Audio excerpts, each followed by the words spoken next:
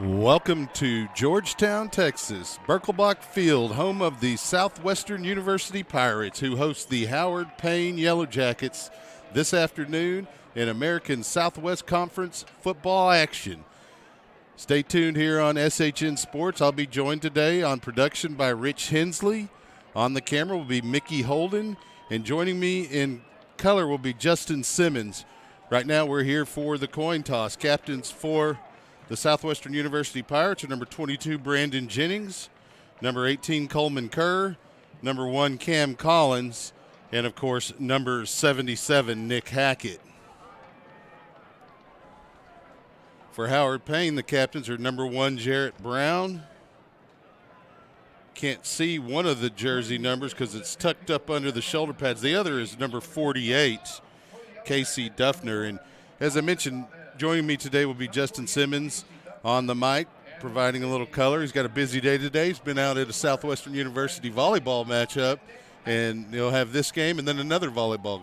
Yeah, it's homecoming, so full hand on deck. But, we were talking about it just before the pregame, and I've just been thinking about it all week. This is going to be a really tough matchup for Southwestern, but I'm expecting a high-scoring game just because if there is any faults for Howard Payne, it really is on the defensive side of the football. But offensively, they have been juggernauts so far this year. So it looks like Howard Payne has elected to receive as they won the toss. And the key to their offense is, of course, the quarterback, number 10, Landon McKinney. He's a 6-foot, 195-pound sophomore out of Liberty City, Texas, Sabine High School. He has been named ASC Player of the Week twice this season, and we want to try to limit any more awards for him. Now, the Pirates have plenty of ASC recognition throughout the early part of the season, but we'd like to get a little bit more today. But yes, but it's true, though. He's been scary. He has been causing nightmares for opposing defenses this entire season, even against teams as strong like Mary Hardin Baylor. That was a close scoring affair, and you have to give credit where credit is due. It's been really difficult to go toe-to-toe with one of the best teams in the nation, especially out of this conference, but Howard Payne playing exceeding expectations so far this year, and they're looking to try to continue that today. I'm thanking the Pirates with that homecoming crowd. It has a little extra buzz. I could feel it as I was pulling in to the parking lot for this contest. It might be enough to help pull what is considered the upset right now. Well, they'll have the ball first. We'll get to see that offense here shortly. Back deep to receive the opening kickoff will be number 8, Celis Smith, and number 81, Javante Russell. Of course, kicking for the Southwestern University Pirates, obviously, Will Herbst, who made his way into the media guide for this football game. I'll have to read that little article once this game ends. Big fan of the kicker here for the Pirates. And we're under a minute away from kicking this game off. And Pirates on the sidelines having last-minute discussion with the coaching staff. And they'll come out onto the field. Oh, I forgot. Herbst doesn't kick off. That's Charlie Fournier that'll be doing the kickoff honors. I apologize to Fournier and his family. Obviously, he's been handling those duties all season long, and he's out of Austin, Vandergrift High School. Yeah, not too far down the road. As it's just on the west side of the ATX up in the hills. I've done plenty of games for Vandergrift, and they're a good football club, year in, year out. Yeah, Coach Sanders definitely has that team competing at a high level. And there's a little bit of a collision, and the ball's on the ground, picked up by number 81, and he'll be tackled at around the 15-yard line by Peyton Vaughn. 81, of course, Javante Russell, and he got into a little bit of a collision with Celis Smith, and the Pirates have them backed up here to start the game. Hey, the Pirates are going to need every little bit of fortune to go their way. That fumble, it could have been a much dangerous return. Luckily, we saw some good tackling there. That's going to be key for the Pirates today. Not much by way of wind this afternoon, and we got a different quarterback in. That's kind of a wildcat formation. That's Jake Parker taking the direct snap and running to the right side and picking up a first down for the Yellow Jackets at the 33-yard line. Yeah, definitely unexpected. And that's really not just throwing us off, but definitely throwing off the Pirates defense. Quick snap as well. And he'll remain the quarterback. He'll take the snap, fake a pitch to his right, and cut back to the left. He has a lane up the middle. He's at midfield. He's at the 40. He's at the 30. They have an angle on him, and it'll be wrapped up by number 11, Payne Ludeman, but not before he carries the ball inside the 10-yard line of the Pirates with 14:20 remaining. The Yellow Jackets have it first and goal. And, you know, we gave all of this talk and discussion pregame and at the beginning of this to Landon McKinney, and he just now comes into the game. Threw everybody off, and this is posing well for the Yellow Jackets. McKinney will take the snap and hand it straight ahead to the running back.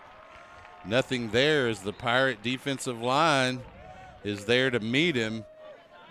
Going to be maybe a gain. Actually, a loss on the play back to the 10. It'll be second and goal. This is a Pirates defense that played very well the last time that we saw them here at this stadium. The offense couldn't hold its head in the bargain, but that defense was rather stout against a high-power attack, thinking that they might be able to get the stand here. McKinney with Toron Bradley in the backfield, takes the snap, flips it to the right part of the goal line, and there's a flag that comes down. It was a little bit of a deep end. I thought it was pretty good coverage out there by the Pirates. We only have one angle. The only other thing I can think of is maybe he had his hand on the jersey on the side that was facing the official, but that ball was clearly being overthrown, and the best play would have had just been to let the play go. But as you know, in the moment, it's easier said than done. Out there playing corner in that play was Andre Gibson, a freshman out of Frisco, Texas, 6'1", 175-pounder.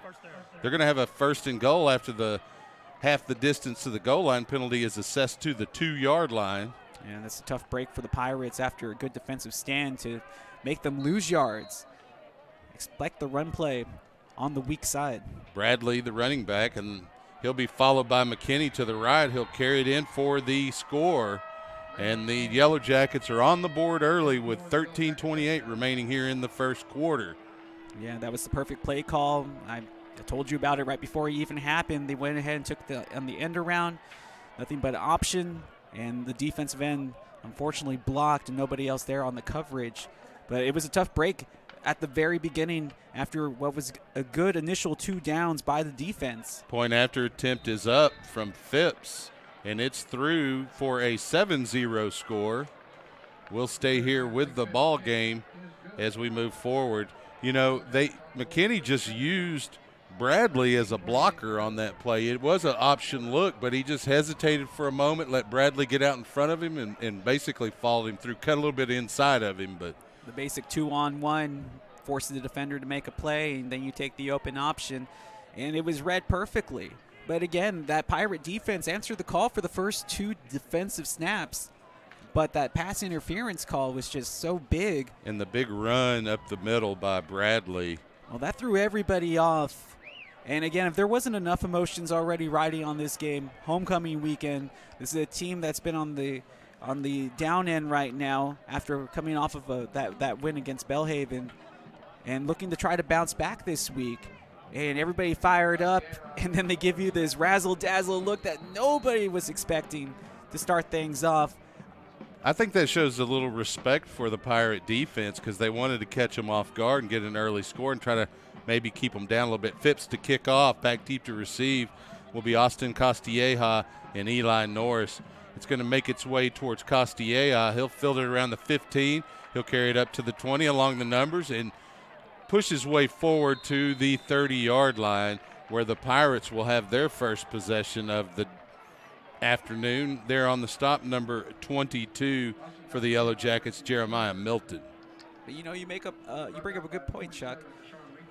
The defense, again, has been rather the strong suit for the Pirates this year, and out of respect, I'm just surprised that their offensive coordinator decided to show those plays, you know, and put it on tape here in this part of the season against this Pirate defense. Well, Landry Gilpin will have number 32 in the backfield, Gianni Tasegwe, and they'll pitch to Austin Castilleja on a little bit of a jet sweep. He'll pick up 2 yards on the left side of the formation where he's stopped by number 50 of the Yellow Jackets, Carson Padilla. Well, we know that the Yellow Jackets are going to score their points today offensively, but they're also going to give up points, and this is a great opportunity for this Pirate offense to try to find their groove again. Tasegwe in the backfield with Landry Gilpin. Gilpin will bark out his cadence. He'll look to the sideline to make sure there's no audible called from the coaching staff. He has 2 receivers on either side of the formation. Traditional spread. Gilpin takes the snap, moves to his right, carries it up over the 35 to about the 37. Decent gain there from Landry Gilpin. He's going to be stopped by number 93 of the Yellow Jackets, Aaron Aldretti. It's going to bring up a 3rd and short for the Pirates. They need to gain the 40. Ball marked at the 37-yard line with 12:15 and counting on the first period game clock. Now into the backfield is going to be number 6, Jaquan Marion at the running back position. They'll hand to Marion straight ahead. He'll pick up the first down, spins his way over the 45-50 to the 45 and out of bounds at around the 40-yard line of the Yellow Jackets as Jaquan Marion comes in, gives a little spark there defensively. Jarrett Brown, number 1. Marion has been electric every time he gets a chance to touch the football, especially in that last contest, and is carrying it over here today. Right now, if you see a run like that, good offensive line making a hole, I say just feed him again. Yeah, I'd get Marion nice and warmed up for this ball game. Gilpin has Marion in the backfield. There's a snap. They'll hand to Jaquan Marion. He thinks about going left, cuts up right, and he dances his way for a short gain of about 3 yards. Kind of fell a little awkwardly, and he's on the ground. And so the Pirates will send out their training staff to take a look at him, but looks like he's going to get up. You know, when you're a running back, you're pretty flexible, and while it may hurt, you may not really injure yourself because of that flexibility. Well, he definitely took an awkward fall while being tackled, so hopefully it's nothing severe. But like we just mentioned, he had that tantalizing run just moments ago where he was able to break out with the spin move and the stiff arm, but he was corralled in, but his patience in the hole was allowed him to at least get back to the original line of scrimmage. So Gianni Tasegwe, who comes into the backfield with Gilpin to replace Jaquan Marion. We have 2 receivers on either side of the formation for Gilpin. Gilpin takes the snap, hands to Tasegwe off the left guard. He's going to pick up about 3, maybe 4 more yards. And the Pirates matriculating a little bit. It's going to be 3rd and about 4 yards. They need to get to the 30-yard line. The ball marked at the 34. I like it. I like it. We're sticking with those SAT words from a couple of weeks ago.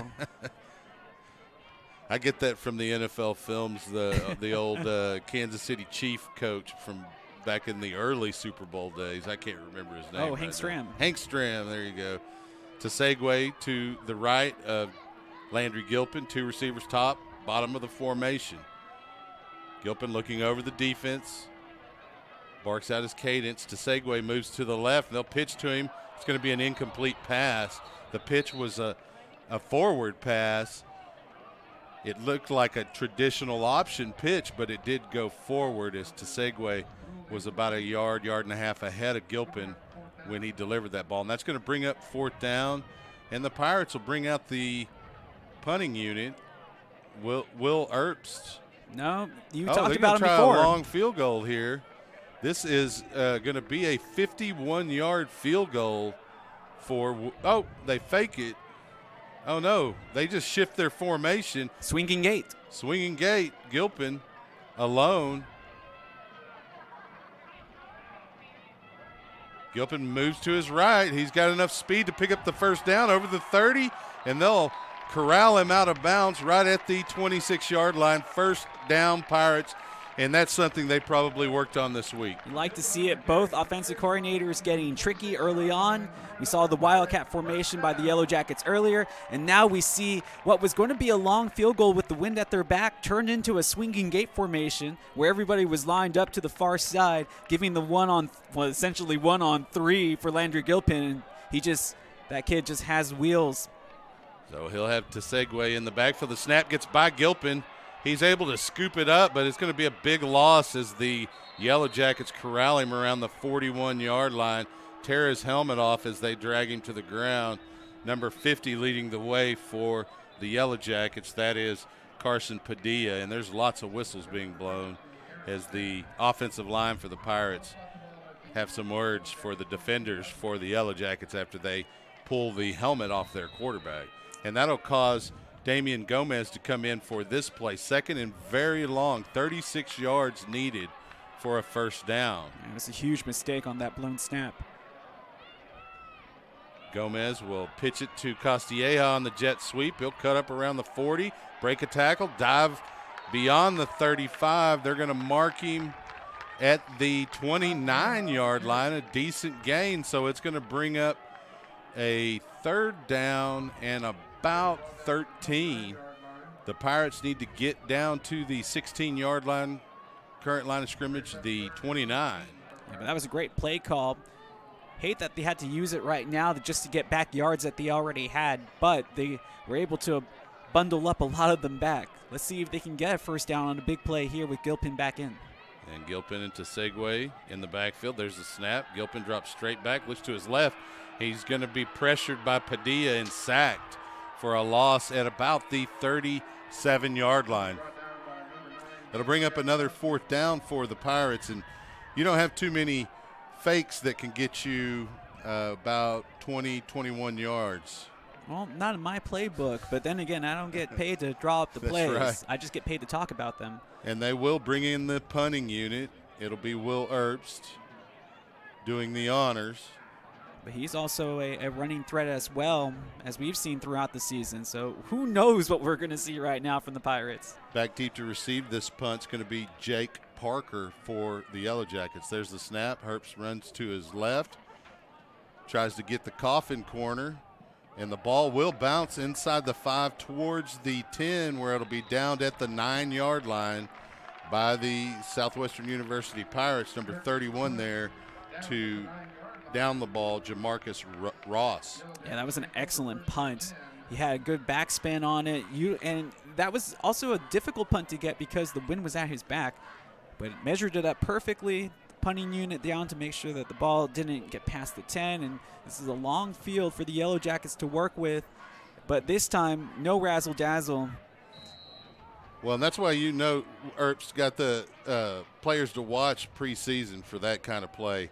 McKinney takes the snap, moves to his right in the similar play to open the series, the opening series for the Yellow Jackets, and he'll pick up a nice gain to about the 18-yard line. He's about 2 yards, yard and a half shy of the line to gain for a first down. 7:38 left here in the first. Yeah, the same exact end-around option that led to the touchdown earlier with the same exact formation with the trips to the near side. McKinney takes the snap, same play, running that same direction behind Bradley, and he'll be dragged down from behind by number 17, Alec Gomez.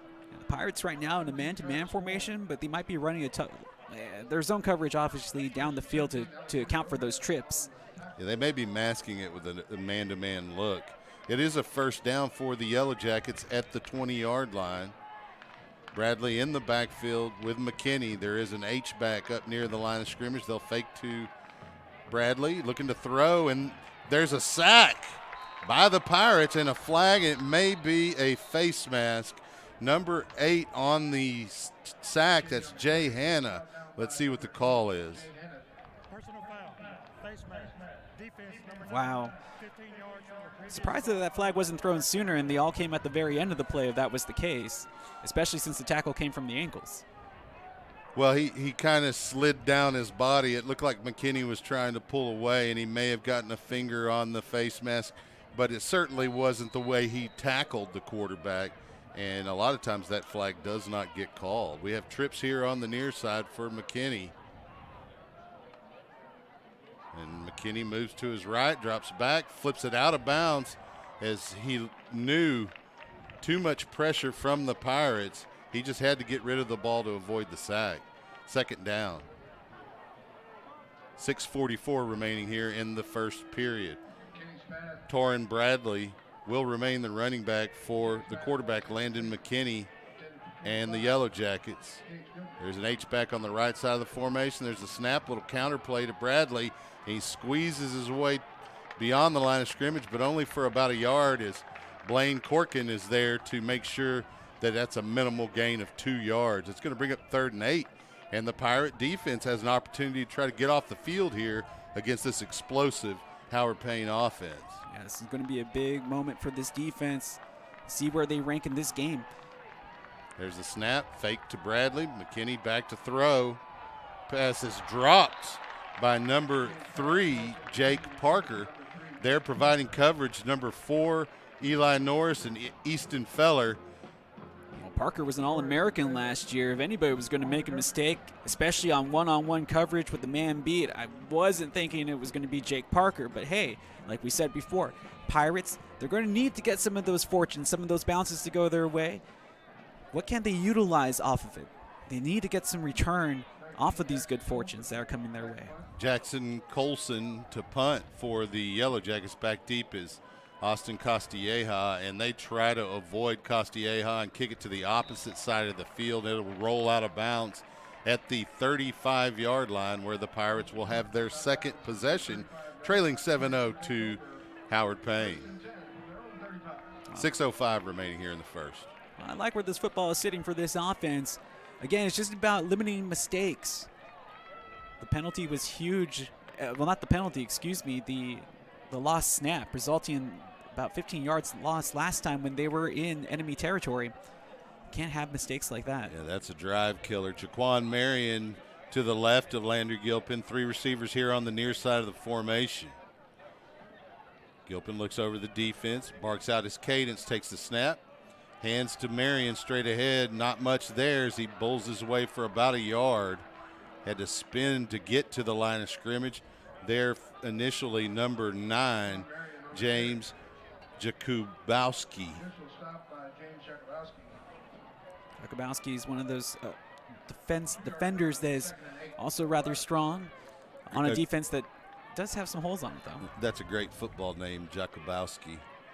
Jaquan Marion, also a great football name, just to the left. Gilpin fakes a pitch to him and then follows him. Looks like that might have been a broken play. He'll get back to the line of scrimmage. Number 15, Kyle Bell, there to make the stop for the Yellow Jackets. It's 3rd down and 8. Well, it is no surprise that the offense is predicated off of Landry Gilpin, and it seems that's where the key of the focus of the defense of Howard Payne is on right now. 3 receivers here on the near side of the formation for Gilpin. He takes the snap, rolls to his right, looking downfield, airs it out, has a receiver down the seam. That needs to be a flag, and there it comes. That was intended for number 21, Aiden Huerta, who's come on strong over the last couple of games into receiver position, had a step on his defender and was able to get a penalty called. The pass a little bit short, so he had to slow his route down, and that's what really caused the interference. Yeah, the short pass underthrown, but Kyle Bell was in a bad position. He was beat, and he didn't know where the football was. He did read the wide receiver's body language, the eyes, the turnaround of the helmet, so he just stuck his hands up, but he wasn't expecting for it to fall short and ended up causing the penalty. Hey, again, though, something going the Pirates' way. Right, and they have the ball now in Yellow Jacket territory at the 48-yard line. With a fresh set of downs to boot. It'll be Jaquan Marion joining Gilpin in the backfield. Trips at the top of the formation, this time to Gilpin's left. Gilpin looks over the defense, adjusts his mouthpiece, takes the snap. He'll hand to Marion straight ahead. He'll bull his way behind right guard for a gain of 2. There on the stop, number 9, James Jakubowski. Yeah, he's going to be a strong presence for their defense today is Jakubowski. Good to see Marion back into this contest. He went out after taking an awkward tackle, but hopefully he can continue his strong running ways because the Pirates have been more, well, they've been able to spread the ball more around with him on the field. Marion to the right of Gilpin. There's the snap. They hand to Marion going left. He cuts up at the 45, lowers his head over the 40. He's going to be a yard shy of the line needed for a first down. Jakubowski there again, along with number 50, Carson Padilla. And Jakubowski, that is a grown man. He's a senior, 6'6", 245 pounds out of Tatum. He's going to be a hard person to block all day long. I expect him to try to start drawing some double teams later on in this contest. Gilpin with Marion to his right, two receivers either side of the formation. There's the snap. Gilpin moving to his right, pitches out to Marion, and in to cut Marion down, number 1, Jarrett Brown, and that was a great play by the defensive back for Howard Payne. Yeah, he read it all the way through, and the safety blitz was on, so Pirates unfortunately running right into the heart of the attack. That's one of those times when your play call doesn't always mesh with what the defense is doing, so it caught us a little off guard. The punting team out now. Well, the one thing is, with having Marion back there, it does force the defense to respect the running game because he is so dangerous, but in cases like that, they were forcing us to throw. There's a snap to Erbst on the punt. Erbst again looking for that corner. We get a fair catch signal. It'll be made at around the 8-yard line by number 3 of the Yellow Jackets, and that's Jake Parker. And the Pirates have them pinned back again. The defense is an opportunity. They have a lot of field behind them. Try to get a stop here, get off the field, get it back to the offense. I am confident in the Pirates' defense abilities. They have shown it throughout the multitude of games that I've been on the coverage for. Well, Coach Austin said in SU Football Weekly recently that the defensive line is one of the strengths of the Pirates' defense, and they're showing up today. And there's a handoff to Bradley, and Bernard Century fills the hole quickly. No real gain on the play, maybe a half a yard, second down. Yeah, he clobbered him right at the point of attack. Good tackle, wrapped him up as well on the way down. Bernard Century is probably the most sure tackler on this defense. Bradley, the running back, with McKinney. There's the snap. Bradley straight ahead, and the defensive line shows up, but Blaine Corkin going to get credit for the tackle along with number 94 for the Pirates. That, of course, Jason Lund. It's 3rd down and 8. Yeah, and the Yellow Jackets go out of this no huddle where they send trips up top. The thing is now the defense is going to have to be aware and look out for this man-to-man coverage. They're going to try to find the one-on-one. McKinney's pass is tipped by the receiver on the right side. It was intended for number 4, Hunter Cheek, and it'll fall incomplete. And 4th down will here quickly for the Pirates, and basically no loss on field position there after the punt from the last series. No, but you hate to waste your good fortune in moments like this and not have your offense capitalize. That pass was clearly thrown behind the intended receiver, and it went off his fingertips again. The Pirates were beat defensively, unfortunately, but they will have a chance to force this punt and see what they can do on the return. Coulson to punt, back deep to receive it. Austin Costilleja, there's the snap. A little pressure from the Pirates causes a short punt. It's going to bounce at the Howard Payne 35 and roll to the 43, where it'll be downed by Tyriano Carrizosa. That's a very interesting name, but it'll be a first down Pirates in Howard Payne territory at the 43. I'm going to start using Ty for him if he makes more plays. I'm sure I was supposed to roll an R in there somewhere. Yes, Carrizosa. Ty Sigi, the running back next to Gilpin. They'll bring Costilleja in motion, pitch to him, looking to throw. They'll flip it out to Costilleja, a little bit too far out in front of him for him to get a hand on it. Got a fingertip on it, but falls incomplete. And Gilpin just needed to put a little bit more touch on that pass, but it was the right play call. And it was definitely going to work had the reception been made. It would have for sure gained at least 5 yards. Coming downhill quickly, though, was Jarrett Brown for the Yellow Jackets. It's minute 35 remaining here in the first period. Second down, Taisegwe in the backfield with Gilpin. 3 receivers here on the near side of the formation. Watch the blitz. They'll hand it to Segway. He cuts to his left in the hole. Nice move in the hole to fake the defender out and pick up about 6 more yards. Credit the offensive line, though. They saw the blitz coming from that very side and just kind of pushed him into the fray, and that opened up the backside hole that was red on the cut by Segway. Nicely done. Yeah, Segway had showed good patience as well in the hole, waiting for it to develop. It's now 3rd and about 4 yards. Pirates need to get to the 33-yard line. Ball currently at the 37. Gilpin takes the snap, moves to his left, decides to cut back to the right. And they could have called a face mask on that play, similar to the one called against the Pirates earlier. No flags, though. Loss of 1 on the play is going to bring up 4th down. I'm curious to see if they feel that they want to punt this ball away or attempt the long field goal. Or do they want to go for it? Again, the defense has really answered the call in this game after giving up the opening touchdown. Been able to stop them on the last 2 drives. Well, there's definitely a vote of confidence for the defense to go for it, and the Pirates will. Segway, the running back with Gilpin. There's the snap. Gilpin drops straight back, rolls to his right, airs it out down the seam, and he just misses a wide open Aiden Huerta along the hashes there, and it would have been a touchdown, easily a touchdown. But instead, Howard Payne University will take over the football with much better field position than they've enjoyed to this point at their own 38-yard line.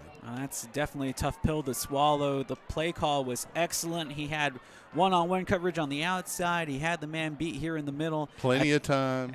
Yeah, all the time in the world as well. At that point, it's just about putting a little loft underneath the pass to ensure a reception. I know he'll definitely wish to have that pass back.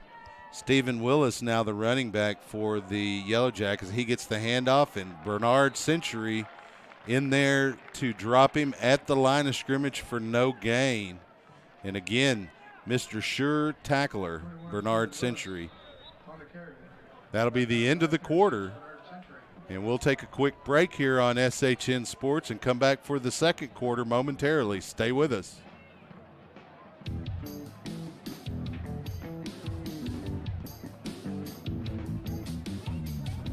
Of Howard Payne that was able to go up and catch that. Looked like he bobbled it a little bit, but they're going to give him credit.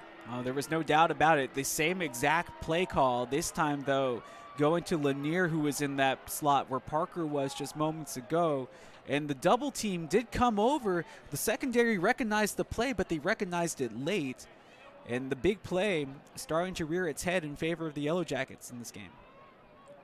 Extra point is up. And that's good on the kick from Blake Phipps.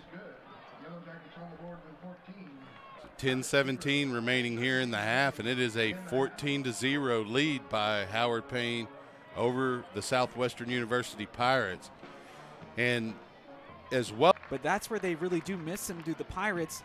Here on special teams, an extra returner, and that big play capability that the special teams with slack usually has. Well, maybe they'll get a nice special teams play here on the kick return. Back deep to receive, Eli Norris and Austin Castilleja. A nice kick from Phipps will be fielded by Castilleja at the 3. He's going to carry it up over the 10, 15. He'll cut up over the 20 and be tackled right around the 22-yard line by number 27, Reed Collins. Well, right now, the Pirates' offense has been one-dimensional. I expect to see plenty of runs, but I'm assuming that the defense is expecting the same exact thing. So I'm curious to see how the Southwestern offense wants to kind of try to jumpstart their offense. Well, we saw an open receiver in Aiden Huerta. The pass a little bit long, a couple of passes a little bit off target. So Gilpin, maybe he has settled down here on this series. We'll see. Jaquan Marion in the backfield. 3 receivers here on the near side of the formation to Gilpin's left. He takes the snap, drops straight back, steps up in the pocket, flips it out in the flat to Huerta. Huerta cuts up at the 30, 35, and he'll be spun out of bounds at around the 39 by number 13, Demarion Jones. The Pirates are going into a strong breeze here in the second quarter, but that's exactly where you like to see Landry Gilpin, out of the pocket, making plays, and forcing the defense to have to react to him. Yeah, nice first down gain for a first down by the Pirates. Ball at the 38-yard line. Marion, the running back, 9:44 remaining in the half. Gilpin takes the snap, rolls to his right. Plenty of time, finds an open Austin Costilla.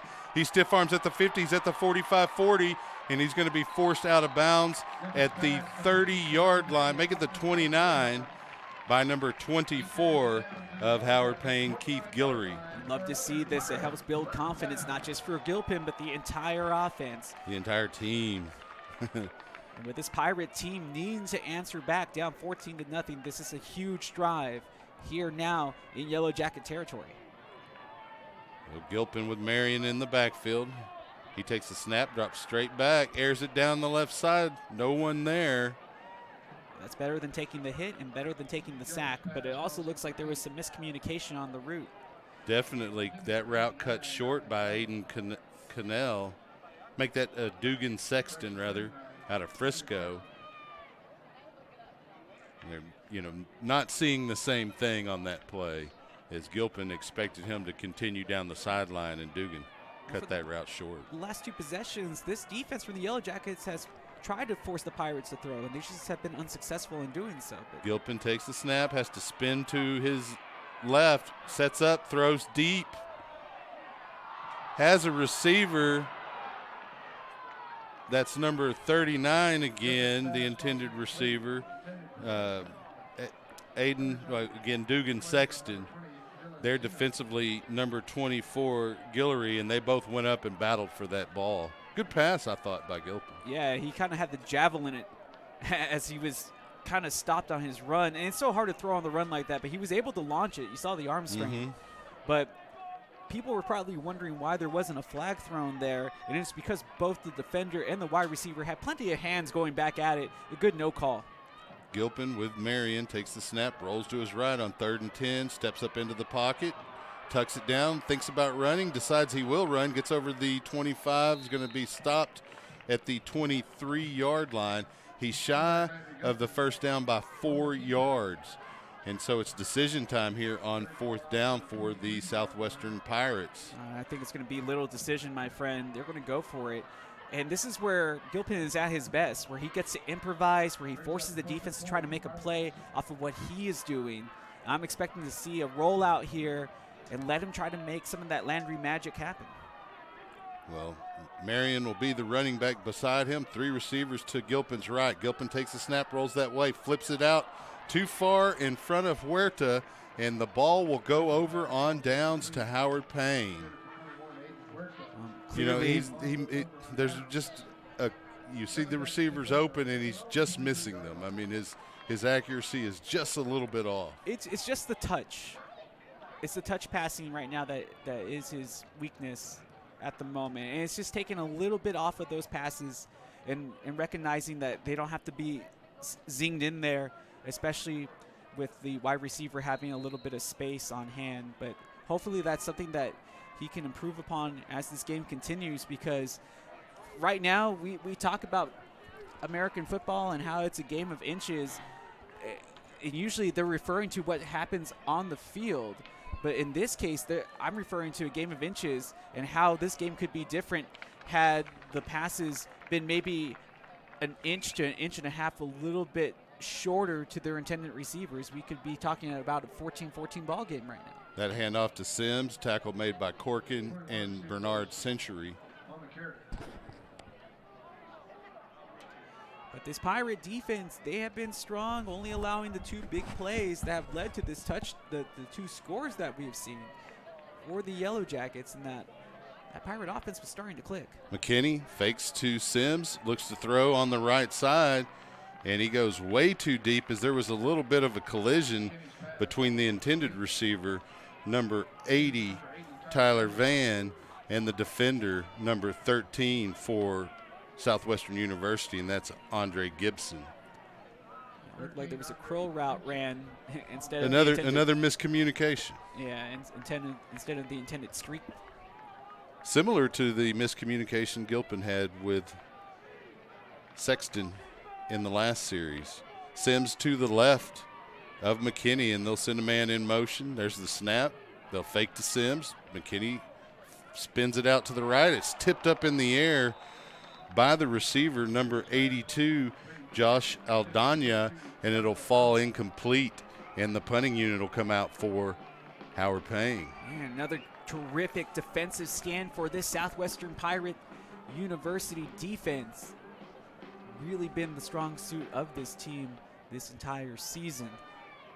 And Costieja will get another opportunity on a return here for Southwestern. 4th and 9 for the snap, just bounces back to the punter. Colson gets a nice punt off, fielded by Costieja at the 34, and he's going to get wrapped up almost immediately, but he's not going to go down. He's forcing them to drag him down there initially. Number 11, Colin Shipley. I really thought that the Pirates were going to be a benefactor of that poor snap, but unfortunately unable to capitalize on that almost It mishandled bounced snap. right into Colson's hand. It was a one-hopper. But for him to take it into stride and still get a good punt, not every A punter is going to be great able to do punt. that. Yeah, that was a great punt. But also having their wind at the back right now. Tysegwe, the running back now beside Gilpin in the backfield.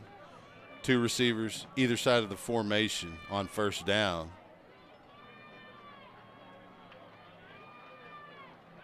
Gilpin takes the snap. They're going to hand it to Tysegwe, and he's going to cut up over the 35 and carry it to about the 38.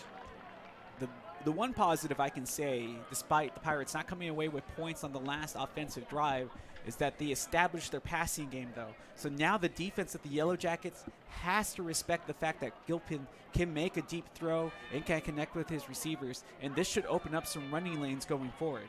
Tysegwe, the running back beside Gilpin. Gilpin takes the snap, rolls to his right, has to dodge a defender, flips it out to a receiver. That's Ethan Powell for a first down in Yellow Jacket territory at around the 39. They're going to mark it at the 40. He was coming back. He caught the ball at the 39, but as he went out of bounds, looks like they're going to say he stepped out at the 40. It'll be first down for Southwestern. Well, regardless, this offense will definitely take it. Terrific play call, good design. He had 2 wide receivers open, and he chose the deep route and connected well. Pirates break the huddle with trips on the near side of the formation for Gilpin. Gianni Tysegwe gets moved to that side of the formation in the backfield. There's a snap. Gilpin drops straight back, looking to throw, has to tuck it and move forward, but he's going to be sacked. Combining for that sack is going to be number 9, Jabukowski, and number 43, Caleb Bennett. Yeah. They brought a safety in, or a defensive back into blitz. Corner blitz, and they've done that. They've shown that look multiple times this afternoon. Gilpin usually quick enough to spin out of it, but this time he tried to break through it and was caught on the way down. He was about a half a second too late of stepping up in front of it. Loss on the play, second down. Gilpin takes the snap, drops straight back, and he's got pressure again from Jabukowski, and there's a throw from Gilpin as he avoids it, and it's going to be intercepted at the 20-yard line by number 20 of the Yellow Jackets, Dylan Zeno. And, poor decision there to release that pass. He was able to avoid the pressure from James Jakubowski, but maybe you should have run there. There's 2 ways that you could look at it. Running probably not the best option. The best option would have just been to throw it out of bounds since he was already near the touchline here on the near side. The second option, unfortunately, would have just been to eat the play and just kind of run it out of play. But I can understand where he's getting it. He's a playmaker. He tried to sling it downfield, kind of a la Brett Favre, and you're going to just have to kind of take what he gives you. And in this case, unfortunately, it was an interception, but I don't fault him for trying to make a play. New quarterback in. It's going to be number 3, Jake Parker, running the Wildcat, and the Pirates are ready for it this time as the entire middle of the defense gets nice penetration, stops that for no gain. And the last time we saw this Wildcat formation was on the opening 2 plays of this game. It fooled the Pirates then, definitely didn't fool them now. So Bradley back in at running back, McKinney back at quarterback. A tight end and 2 receivers at the top of the formation. A single receiver here on the near side. McKinney takes the snap, fakes it to Bradley, flips it out into the flat. It's going to be complete to number 2. He's going to carry it up and out of bounds at around the 31-yard line for a first down. That's Otis Lanier. Yeah, he had the touchdown catch on the last play score. And you can see his quickness as he was able to track back for that ball. So McKinney still with Bradley in the backfield with him. Takes the snap, fakes to Bradley.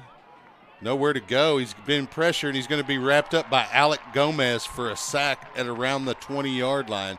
Nice pressure from the Pirate defense there on that play. Big-time sack, because that's really going to rattle the cages of the Yellow Jackets. As their offense, I mean, they've only had a couple of big plays, but they really haven't clicked on a consistent basis. And right now, they're on the low end of the ebb and flow. Well, it's 2nd down and 21 now. They need to get to the 41-yard line. Bradley, the running back, beside McKinney. Expect the Pirates to go with a prevent defense, not give up a big play.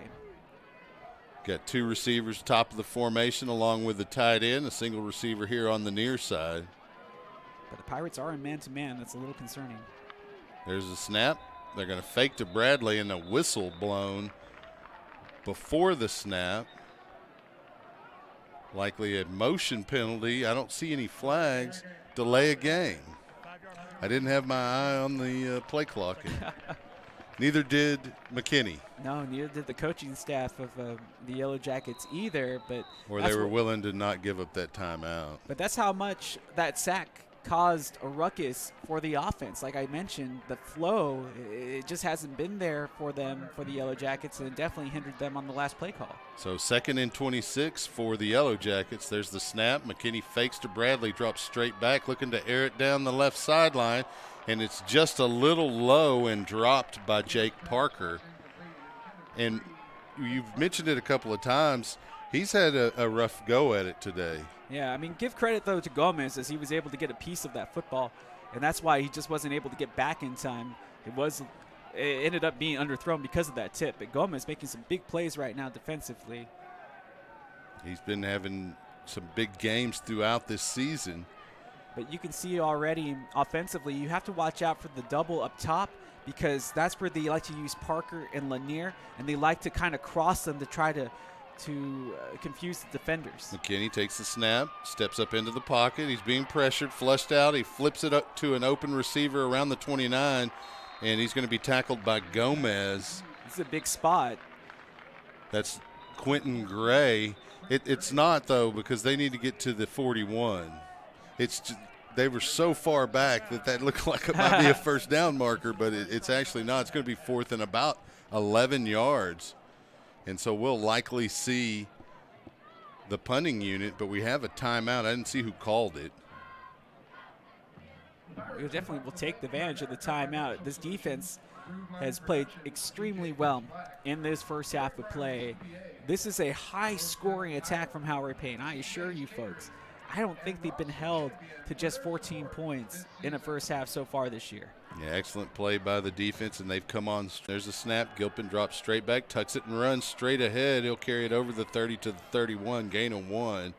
There on the stop is Padilla.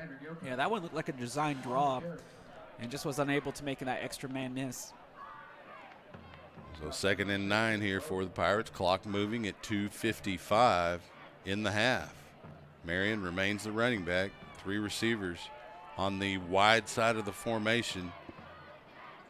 Yellow Jackets side of the field. Gilpin rolls that way, avoids a defender, and then flips it to the intended receiver, and it's going to fall incomplete.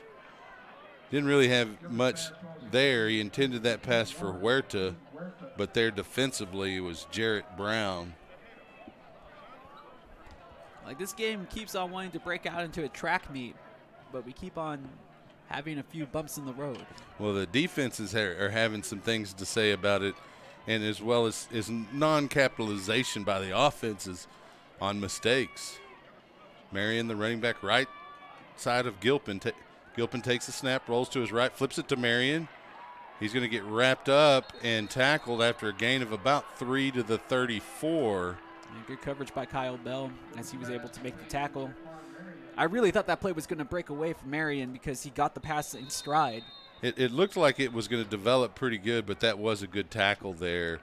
Had he been able to break that tackle, he had a lot of green ahead of him on that sideline. It's now 4th and 8 with 2:19. There's a timeout by Howard Payne. But if you want to look at the positives, it was good to see that Gilpin's pass had just the right amount of pace on it. It wasn't zinged in there. He put enough touch on it to let Marion catch it, but yet got it to him fast enough to where he was able to catch it easily in stride. And hopefully, like we mentioned, that was one of those adjustments that we were hoping that he would be able to make as this game progressed. And so far, it looks like he has taken that into account. With only about 2 minutes to go here in this match before the half, like you mentioned earlier before this drive started, even at 4th down, you would love to see a way for them to come away with points before the break. Sure. Down 2 scores, you really don't get the feel that Howard Payne is dominating this game. It is definitely a much tighter ball game than even the score would reflect. 14-0. Will Earps to come in and punt for the Pirates on 4th and 7. Back deep to receive that punt is going to be Jake Parker. It's going to bounce out of bounds right around the 35-yard line, and that's where it will be marked for the Howard Payne Yellow Jackets with 2:11. They've got plenty of time to get down the field and try to get points themselves. Pirate defense is going to have to step up once again. It really does seem what could help the Pirates get back into this contest would be a huge play, a capitalization on a turnover by this Pirate defense. But and they might be the only way that they're going to get some points here in this game is if the Pirates defense is the one that scores it right now. Running back is going to be Willis alongside McKinney. They'll bring Parker in motion. McKinney takes the snap, moves behind the running back Bradley on the right side and carries over the 40. There's a flag down, 2 flags down right around the 37-yard line, and the Pirate coaches had their index fingers out pointing at a foul that will likely go against Howard Payne. Yeah, I mean, those flags coming from the backside of the offense and exactly what it results in holding most of the time. That's what we get here. It's a spot foul, so it occurred right around the line of scrimmage. They'll mark off 10 yards, and Howard Payne will have another go at 1st down, but this time it's 1st and 20, 2:06 on the clock. Yeah, this Howard Payne team has really been gifting this game to the Pirates, having issues in their passing game, haven't really connected on all their passes, and in this contest, causing, at least on this drive, their own misfortune. McKinney takes the snap, flips it out into the flat. It's complete to number 4, Hunter Cheek, but he's wrapped up immediately by the Pirates. Yeah, Jamarcus Ross out there making the tackle. Got a little youth playing in the secondary today for the Pirates, and they're producing well. 2nd and 10, or 2nd and 20 rather. 1:38 on the clock. It's stopped because of the incompletion. Willis, the running back. There's the snap. They fake to Willis. McKinney looking to throw. Has plenty of time. Throws it over the middle. It's intercepted by number 11 of the Pirates. That's Peyton Ludeman, and he'll carry it all the way inside the 20. They're going to mark the ball at the 18-yard line. It'll be 1st and 10 Southwestern. Yeah, but we do have a Pirate player down. And he might have just gotten the air knocked out of him. Hopefully that's all it is, as he's still laying on his back and being tended to. But like we mentioned before, this team was going to have to make a big play, and the defense just did. And give a lot of credit to Peyton Ludeman. This is a kid that had to start in place of a really good player in J.J. Slack. He was a little iffy in that first game, but who wouldn't be going against Barry Hardin-Baylor, right? But after that, he's really settled into the role, and he makes a big play there. It was on a platter. It was thrown right at him. He made the catch, secured the rock, and got a nice return. Yeah, how many interceptions have you seen dropped that should have been caught right in the hands of a defender? Generally speaking, you're a defender in the secondary because you're not as good of a pass catcher as those guys in the skill positions on offense. But great job by Ludeman. And, you mentioned him coming in and Mary Hardin-Baylor. He got some time prior to that, but it was in a substitution role. It's different when you have to start. Yep. And you could tell the nerves were there on the first night, but he settled in nicely. It's good also to see that Bernard Century is back up and well as he walked off the field under his own power. Yeah, likely did lose a little bit of his air in his lungs. Marion, the running back, they'll bring a man in motion. They'll hand it to him, and it's flipped back to Gilpin. He's down to the 10-yard line, spun out of bounds at the 9, make it the 8. Great play call as they handed the ball to number 17, Travis Moore, the backup quarterback. He plays a little slot receiver, and as he came in motion, he just turned, flipped it back to Landry Gilpin. Another way to creatively get the ball in Gilpin's hand. Yeah, but they only got a minute to get this score in, and it would be a shame to just come away with a field goal instead of a touchdown. Well, they burned a timeout, and the clock was still moving, and they probably lost about 5 seconds there between the time they called the timeout and the clock actually stopped. We'll see if any time is put back on that game clock. But I'm sure, like you, I'm a fan of the razzle-dazzle, and that was a terrific play call. It had to have confused that defense, having two quarterbacks on the field at the same time. And, of course, with Gilpin's athletic ability, he's more than just a quarterback. He's a true football player making some moves. But this is where the nitty-gritty comes in. You don't have so much space to work with, and you can really only go side to side instead of going east, north, and south. Well, you see it a little bit mostly in high school, but some in college, where a quarterback, a future quarterback, potential quarterback, will be playing a little bit of receiver, and that's because you want to get the 11 best athletes that you can out there. And Travis Moore with a great play throwing back to Gilpin. I'm curious if they'll just keep him out there just for the shadow look, because I think that would be a fantastic concept for this Pirate offense. Well, he's not on the field at the moment. The receivers, Ethan Powell, Austin Castilleja, Aiden Huerta, and number 39, Dugan Sexton. The running back, Jaquan Marion. Don't be surprised if the Pirates want to go back to the running game here near the goal line. I think they might be able to catch the Yellow Jackets off guard by handing this ball off to Marion. Maybe we see a little RPO. I'm not 100% sure, but I think they at least have one more timeout. There were a couple of timeouts. I didn't see who signaled the timeout. Yes, the Pirates still have one timeout left.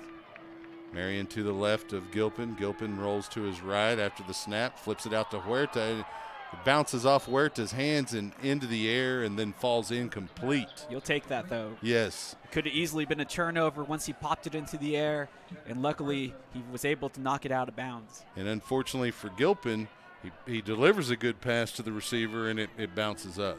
Yeah, but it was an awkward throw. He had the defender in his face, and he kind of had to throw around the extended arm. Still accurate on that throw, so that's good to see. He's always very comfortable throwing while having to move. Marion will remain the running back for the Pirates. Gilpin takes the snap, drops straight back, has plenty of time now. He's getting a little bit of pressure, rolls to his left, throws it to the back corner of the end zone. It's caught. They're going to say he was out of bounds, though. Nice catch by Austin Castilleja. That's tough. You only need 1 foot down in college football. I thought maybe he was able to sneak a toe down. I'm not sure if they're going to give us a replay of that play after it's already been confirmed on the field. But Gilpin, that's what you get with him, though. Most quarterbacks wouldn't have tried to make that throw. He gave his receiver a chance to make a play. And again, we talk about this game just being a game of inches. It just hasn't gone the Pirates' way, always lacking about an inch right now. So on third down, Gilpin takes the snap, drops back, rolls to his right, throws the pass, almost caught by Castilleja. He was defended well by number 15, Kyle Bell, and the Pirates will likely bring out Will Herbst here. We'll see. It's 4th down and 8. There's no motion on the sideline at the moment. They do have the one timeout. They'll probably burn as much. Well, there's not any game clock moving because of the incompletion. Well, I was figuring they were taking up stuff on the play clock. Yeah, so the Pirates do call timeout with 49 seconds, and they'll discuss whether or not they want to bring Will Herbst out, and he's walking his way to the sideline huddle. That doesn't mean anything. Oh, that's still tough, though. You want to come away with a touchdown. You only have to get 9 yards. I'm really surprised that the Pirates decided to keep it into the air instead of try to at least get one run play in, but I understand the plays were there, the catch is just not made, and you have to give credit where credit is due. The defense stepping up for the Yellow Jackets at a prime opportunity. Well, you definitely want to get points out of the interception by Payton Ludeman. And 4th and 8, that's a tough conversion. And you hate to leave points on the table, though, but you do need to get some points going into the break. And this play and this call, definitely understandable. And they will get the ball to open the second half as well. Coleman Kerr, the holder, waiting on that snap. There it is. Up is the kick, and it is good from Will Ertz. And the Pirates break the shutout. It's 14-3 with 46 seconds remaining in the half. Yeah, this is exactly what you need to help build some momentum going into the break. Give this crowd something to cheer about. It's homecoming weekend. The defense has been playing excellent. Lights out. Excellent in this game despite giving up the 2 big plays. Now if the offense can just find its mojo in the second half, we'll have a real ball game on our hands. But the Pirates still in striking distance, and against one of the hottest teams in the nation who are a perfect 5-0 in Howard Payne, this is a really sweet spot to be in. Yeah, it is, and I think Howard Payne's probably a little bit surprised. They may have underestimated this Pirate squad. They probably realized the defense is pretty good, the offense is big play capable, but, doesn't always take advantage of opportunities. But the one thing that we could have told you about Howard Payne coming into this contest, though, is that their defense is suspect. And they've played well. And they played well against a team. I'm sure that the Pirates were hoping that their offense, which was sputtering the last 2 games going against tough opposition, was going to be able to take advantage of. They're finding it in bits and spurts, but still not enough to break the end zone. But I don't know about you, but I just have that inkling, that feeling in the belly that it's going to happen at some point for the Pirates. I just hope it's not too late. Fournier gets the kick up into the air. It's going to be fielded by Jake Parker. He drops it, and he gets hit as he scoops it back up, and he's fortunate that ball didn't get recovered by the Pirates. Yeah, again, Parker, a former All-American, an all-arounder on the return game. He is not having the brightest of days here. No. And I'm wondering maybe if the wind is playing a little factor as well, as we have a It swirling has wind picked up. here. Yeah, earlier the flags were just hanging down as if there were none, and now it's a wind that's kind of blowing diagonally across the field from the northeast. Yeah, it definitely has been changing directions, and it might have changed right in mid-flight. But Parker, a guy who is definitely sure-handed, not short-handed, but definitely sure-handed, not displaying that so far in this game. McKinney with Bradley beside him will take the snap and move behind Bradley, heading to his left, and the Pirate defense swarms him. There defensively, Bernard Century, along with Nick Hackett, and a couple other guys, Jamarcus Ross, Alec Gomez. Good surge by the right side of that defense. Yeah, I wouldn't be surprised if this is the last play of the half, as the play clock isn't even running, the game clock winding down. They may allow the time to expire. There's about 15 seconds in moving. They will take a play. McKinney fakes to Bradley, drops straight back, has a little bit of pressure, rolls to his right. He's being pressured more, and he'll just flip it downfield out of bounds. And there'll be 2 seconds remaining, and there is a holding call that's going to be made against the Howard Payne Yellow Jackets, and that'll just back them up with 2 seconds, and they'll likely just take a knee here. I mean, that would be the smart thing to do, but I understand what they were trying to do right now was see if they could catch the Pirates. Yeah, off thinking guard. that they were going to just take a knee or run the ball straight ahead to run the clock out. Good defense and way to be alert for the Pirates, especially in the secondary. It's a and little good thing. pressure. It can be overlooked, but this Pirate defense has just been too strong today. Love to see it. Correction. Half the distance of the goal. So the penalty, half the distance to the goal, will be marked at the 9-yard line. It's going to be second down and about 22 yards to go. We'll see what McKinney and the Yellow Jacket offense does here, and they send Bradley way behind him in the end zone to take a knee, and he'll do that. And we'll go to the half. The score, Howard Payne 14, Southwestern 3. You have any thoughts on the first half, Justin? Well, man, it's been a wild first half, but I've been really surprised with how well this Southwestern Pirate defense has played. I know they were a strong point, but this is a high-powered, I'm telling you, high-powered Yellow Jacket side that is not looking good on offense right now, and a lot of the credit has to be given to this SU defense. Obviously, my concerns rest with the offense at this moment for Southwestern. They're leaving points on the table. I'm glad that they were able to get into half, at least only down 14-3, but you can tell that there's been some moments of fortune that they haven't been able to capitalize on, and if they were able to do so, we would be talking about a much different ballgame. It could be a lot different, but that's a nationally ranked team across the way that the Pirates are facing today, and they're in striking distance right I know. now. And that's where you want to be going when it's one of those David versus Goliath battles. You only need to knock them out. You only have to land a couple of clean shots. You have to get one stone to the forehead, as the Bible says. So we'll go on ahead and take a break, and we'll be back for the second half here on SHN Sports. For Justin Simmons, Rich Hensley, and Mickey Holden, I'm Chuck Cracy. We'll be back.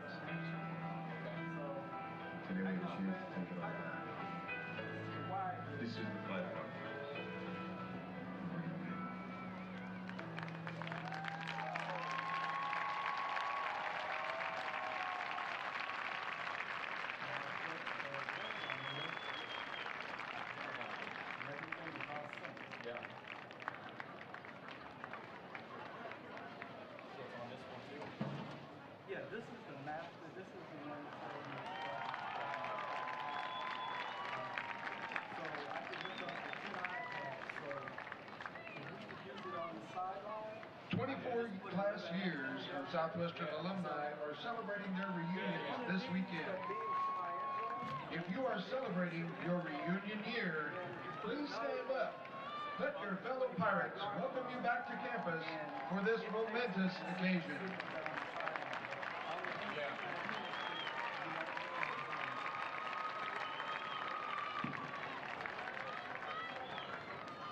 Pirate Athletics would like to thank the following sponsors for their continued support. Group Line Productions, DJ Pitch Black, John F. Lewis, CPA, Georgetown Commercial Properties, Chisholm Trail Pediatrics, HEB, Don Hewlett Chevrolet Buick Volkswagen, Eagles Wings, Gary Brown CPA, Georgetown Title, Wolf Ranch Town Center, State Farm Agent Stephanie Featherstone, Sheridan Austin Georgetown Hotel and Commerce Center, and Upstream Investment Partners.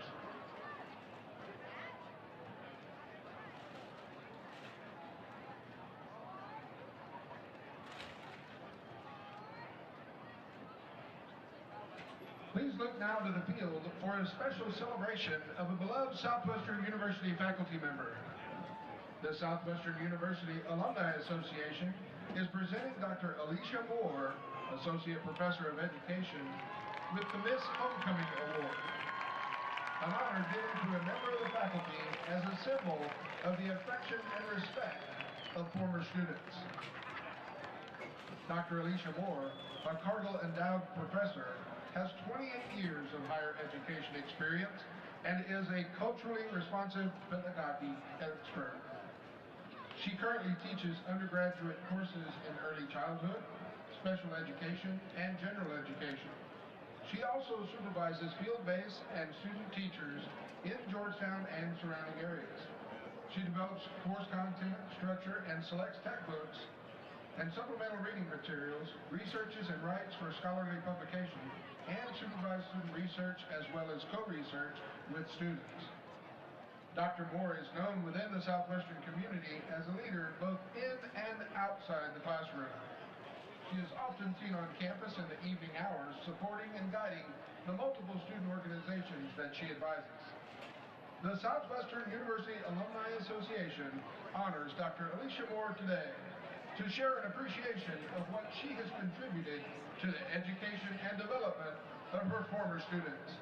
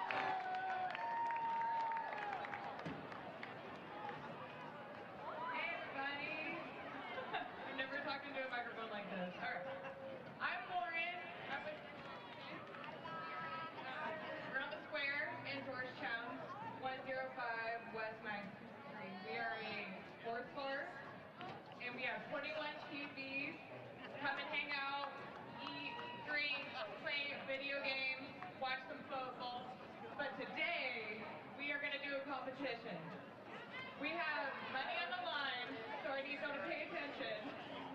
It is a $50 gift card. We're going to have a dance off. So, here are all of our beautiful contestants.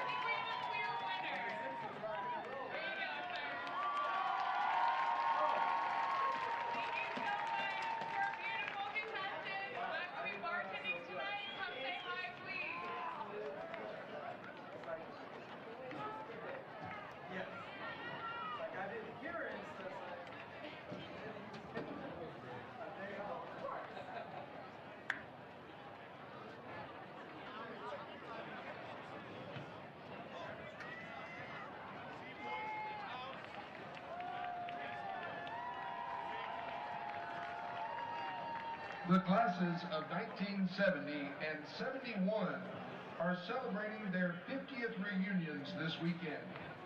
They were also inducted into the 50-plus Society of Alumni, representing all alumni years who graduated at least 50 years ago from Southwestern. If you are a member of the class of 1970 or the class of 1971, please stand. Let's all cheer for these special reunions.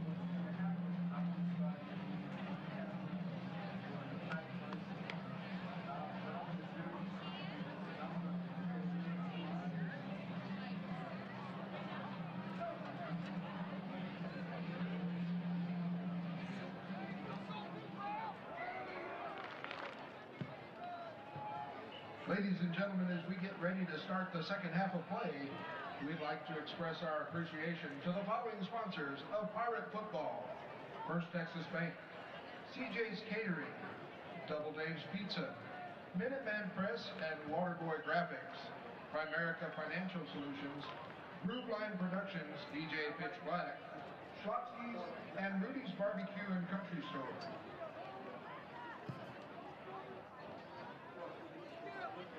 Your Pirates' next game will be on October 30th right here at Birkelbach Field, where the Pirates will host Austin College at 1 p.m.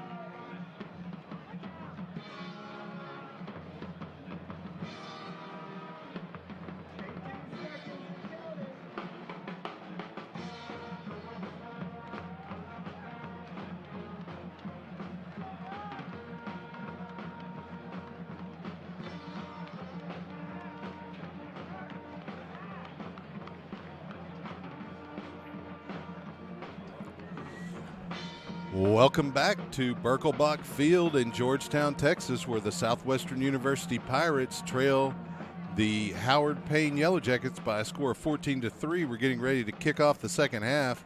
Back deep to receive the opening kickoff for the Pirates, Austin Castilleja and Eli Norris. Yeah, tough first half, but the Pirates playing well defensively. They've been able to stagnate this Howard Payne offense. They've only been able to generate 130 yards on the ground, 67 yards passing, though. The Pirates have more passing yards in this contest with 140. Deep kick is going to be fair caught by Austin Castilleja around the 3-yard line, and that'll give the Pirates the football at the 25 to open the half. Numbers-wise, the Pirates are looking very balanced on offense. 51 rush yards, 89 pass yards, a total of 140 yards for their offense. Their third down efficiency, much better than Howard Payne's. They've been able to generate 2 out of 10 as opposed to 1 of 6, and they have converted 1 third down so far. Landry Gilpin leading with 79 yards of passing. You talk about that third down efficiency, and it really reflects this game. It's been a defensive battle. Gilpin with Taisigi in the backfield. Check that. That's Brandon Jennings. He follows in the hole, and he cuts it to the outside. He's at the 30, 35, 40, and he'll carry it up near the 45 for a first down. Good opening play to this drive. Yeah, so many positives to say about that opening play call. Good block by Taisigi, and an even better block downfield by Duggan Sexton, as he was able to hold on to his block, enabling Landry Gilpin to get about 5 more yards on the carry. Jaquan Marion comes into the game at running back, lines up to the left of Landry Gilpin. 2 receivers either side of the formation. Gilpin takes the snap, hands to Marion. He breaks it out to the outside midfield, and he'll step out of bounds in Yellow Jacket territory at the 46-yard line. Chasing him out of bounds is going to be number 10, Brandon Ray. Like to see this offense. The Hog Mollies are good and going. Well, they got some rest there at halftime. They have been working pretty hard on both sides of the ball in the trenches. We'll see what they can do on this series. It's 2 first down, 2 plays, 2 first downs for the Pirates so far. Jaquan Marion to the right of Gilpin now in the formation. Traditional spread with 2 receivers on either side. Gilpin takes the snap. He's going to hand to Marion straight ahead. Marion has to bounce it outside, and he gets the edge up over the 40 to the 39. Gain of about 6, maybe 7 yards. It's going to depend on the spot. Make it 6 at the 39. Good second effort by the offensive line because they continued to push. That allowed Marion to make the cutback, and he was able to get that positive yardage. This has been a really good opening offensive series for the second half for the Pirates. We're going to have a whistle, an official's timeout. The line judge had just completed a conversation with Coach Joe Austin.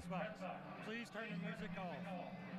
And Coach Austin wants the music to be turned off by the PA.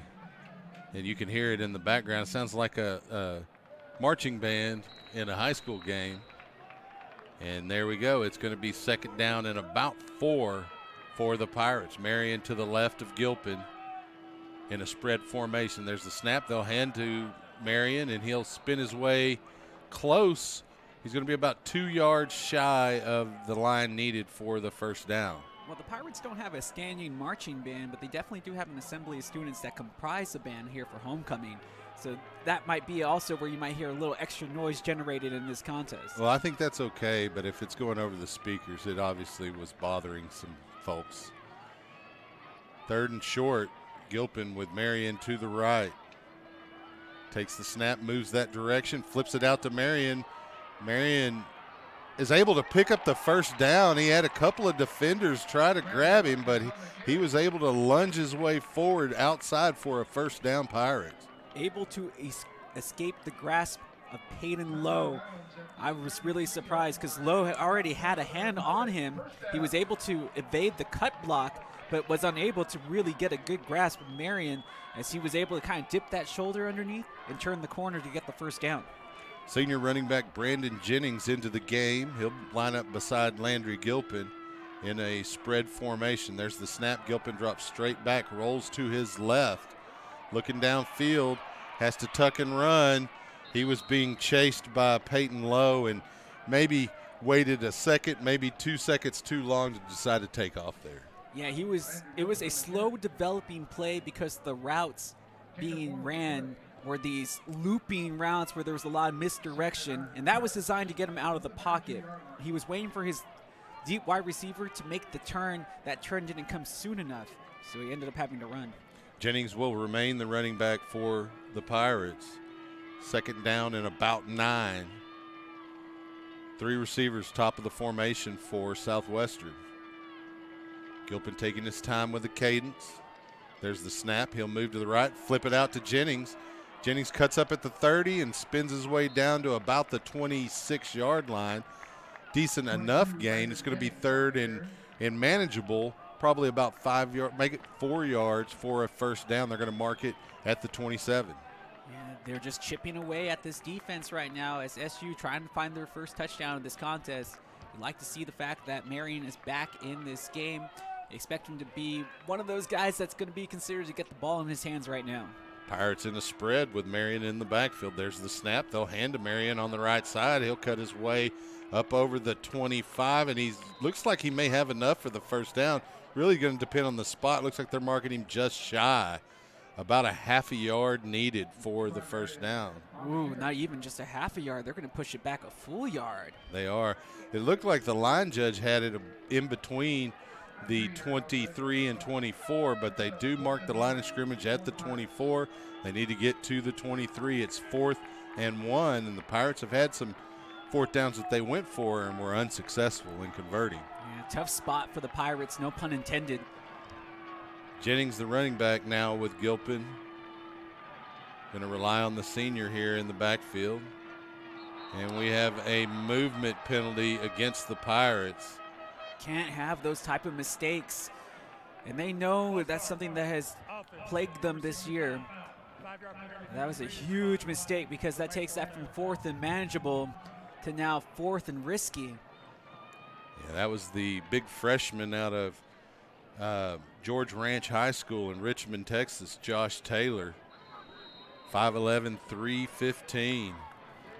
Getting a lot of playing time there at right guard this season. Jennings remains the running back with Gilpin. There's the snap. Gilpin drops straight back, moves to his left a little, throws it deep downfield as Costilleja for a touchdown, Pirates.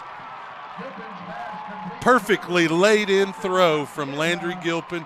Costilleja had a step on the defender, and the Pirates have a touchdown.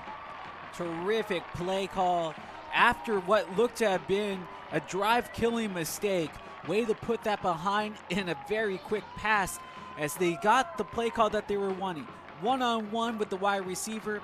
Gilpin able to roll out of the pocket, and he just lofted it. That was the touch that we were looking for, and he delivers that Landry magic to help this offense get their first touchdown. He dropped it in the bucket, as they say. 9:52 remaining. The point after is up and good from Will Erbst. Extra point is good. We'll see if we can get you a replay, and it doesn't look like we will be able to.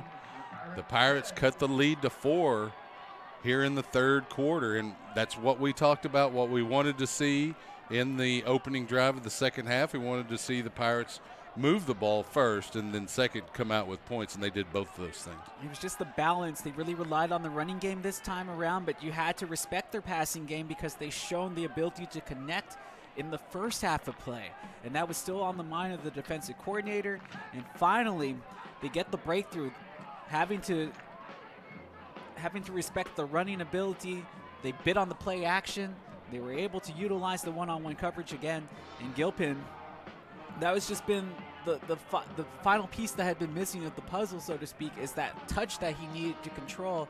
And he delivered a terrific ball for Castañeda, and give him credit. He had to kind of adjust on the fly, but he was a good player as well. And big-time players make big-time games. That's right, big-time plays and big-time games. Charlie Fournier to kick off for the Pirates. Back deep to receive is going to be number 3, Jake Parker. He'll field it at the 14 and carry it across the field. He's at the 25, 30. He cuts up at the seam, and he's going to get wrapped up around the 45. Really a great tackle there by number 39, Aiden O'Connell. It may have really been a touchdown saving tackle. And the one thing that you don't want to allow is Jake Parker to get going. Last year, All-American.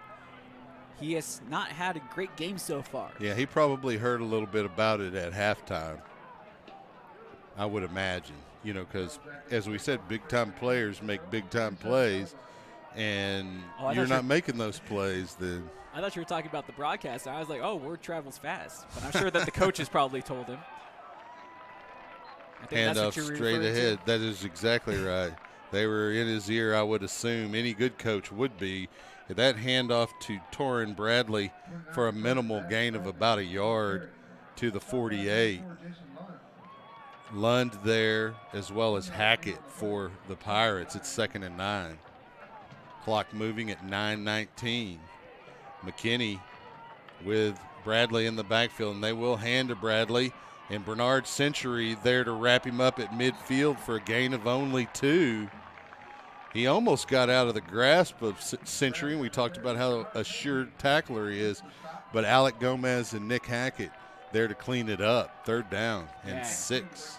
Make it 7. He was able to escape the grasp of 1, but that defense so quick to the football. We'll see what they can do here. McKinney fakes the handoff, rolls to his right, looking downfield. He's got pressure, airs it out. And there's a couple of flags down.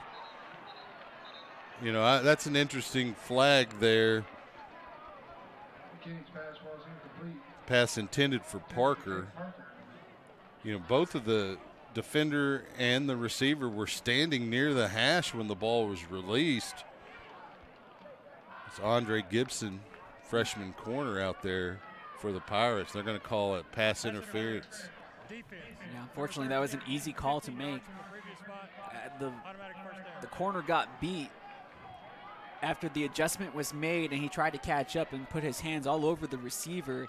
Definitely grabbed a piece of jersey as there was some separation going on, and that's what signaled the flags to be Could have thrown. been a big play, and it looked like it was not an accurate throw, but that may have been due to the interference.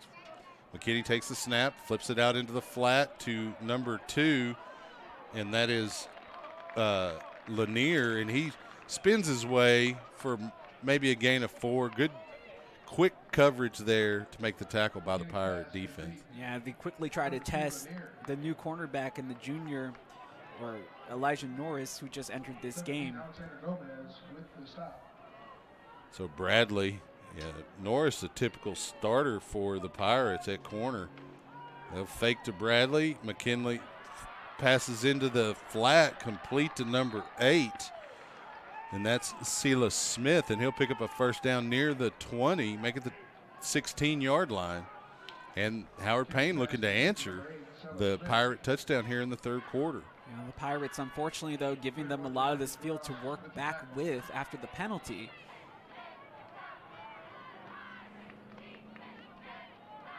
So Torrin Bradley will remain the running back for McKinney and the Yellow Jackets. There's a snap. They'll fake to Bradley and flip it out in the flat to Parker, and he just drops it. Another drop from the All-American. Yeah, this is a problem that the Yellow Jackets have had today, is just securing the football on these passes. Although they did score their 2nd touchdown on a long completion, throw, and catch. But you have to respect McKinney's running ability as well. I wouldn't be surprised, especially where the ball is placed, that we see it here in the next 2 plays. Some kind of draw.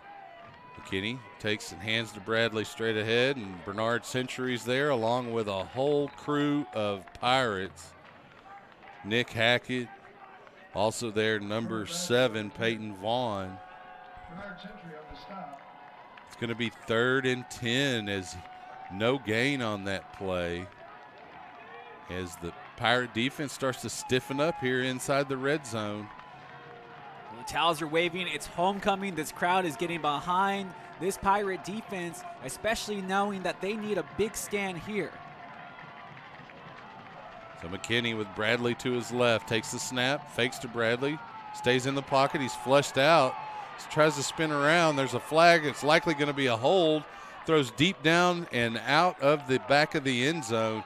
And so it's really decision time if it's an offensive holding here. Do you want to push them back 10 yards, really put them out of field goal range, essentially, or make the field goal harder? or do you Terrific just, question. or do you accept the penalty? They declined it, and so it is 4th down. They're going to force them to try to come in and decide whether or not they want to kick a field goal or try to convert on 4th and 10. Looks like they'll bring out the kicking unit, which is the wise decision. If you see how much this goalpost is swaying on our left side, that's telling me that this will not be, even with the wind at their back, the easiest of kicks. No, we don't know when that wind's going to swerve. And if you don't hit it perfectly, it can push it because, as we said, it's kind of a directional wind diagonally across the field. Phipps into attempt. There's the hold. Kick is up. It looks like it is no good. So the Pirates, it pays off declining that penalty and forcing a field goal attempt, and as we mentioned, the wind affecting that kick. 6:41 remaining in the third. Somebody on the coaching staff has to be a mathematician because they knew, hey, if you give them the 3 points, we're only down 7. We come back, score a touchdown, and get the extra point. This is a tie ball game. Force their hand, and like we just mentioned, the wind was going to play a factor in that kick. That's exactly what happened, and let's see if the Pirates can capitalize on this good fortune that they've been given once again in this game. Yeah, see if they can keep that momentum on our side of the field. 6:41, as I mentioned, left here in the third period. Pirates down 4. Jaquan Marion comes in at running back with Gilpin, 2 receivers, either side of the formation in a spread. There's the snap, and they'll hand to Marion going right. He'll cut it up over the 20 to the 21, gain of maybe 1 yard. Yeah, it's going to be a difficult carry for Marion as there wasn't much room to work with. The way that this offense performed their last time out, I like seeing the balance. It's okay, even if they only get a yard out of the play. Try to keep that defense honest. Keep them guessing. That's right. You've got to set up the pass. You talked about it earlier. The play action is a big difference in the passing game. So your run has to be on point. Gilpin with Marion in the backfield. He'll take the snap, fake to Marion, fake out Padilla and carry up to the 25-yard line where he's wrapped up by number 41 of the Yellow Jackets. That's Dyshawn Fisher. That's a good run, though. Yeah. And this is going to be something here on A manageable 3rd down. Exactly. Now that play action is in play. They're going to have to honor the run. Pirates will come out with trips here on the wide side of the formation. Marion, the running back. Gilpin takes the snap, drops straight back, rolls to his left, looking downfield, lots of pressure. Pass is complete to Dugan Sexton right on the sideline. Great play. Way to keep looking downfield if you're Landry Gilpin for that open receiver. Had a lot of pressure coming his way. Yeah, we seen him throw the interception in a similar instance in the first half of play, but that's what he can do for you.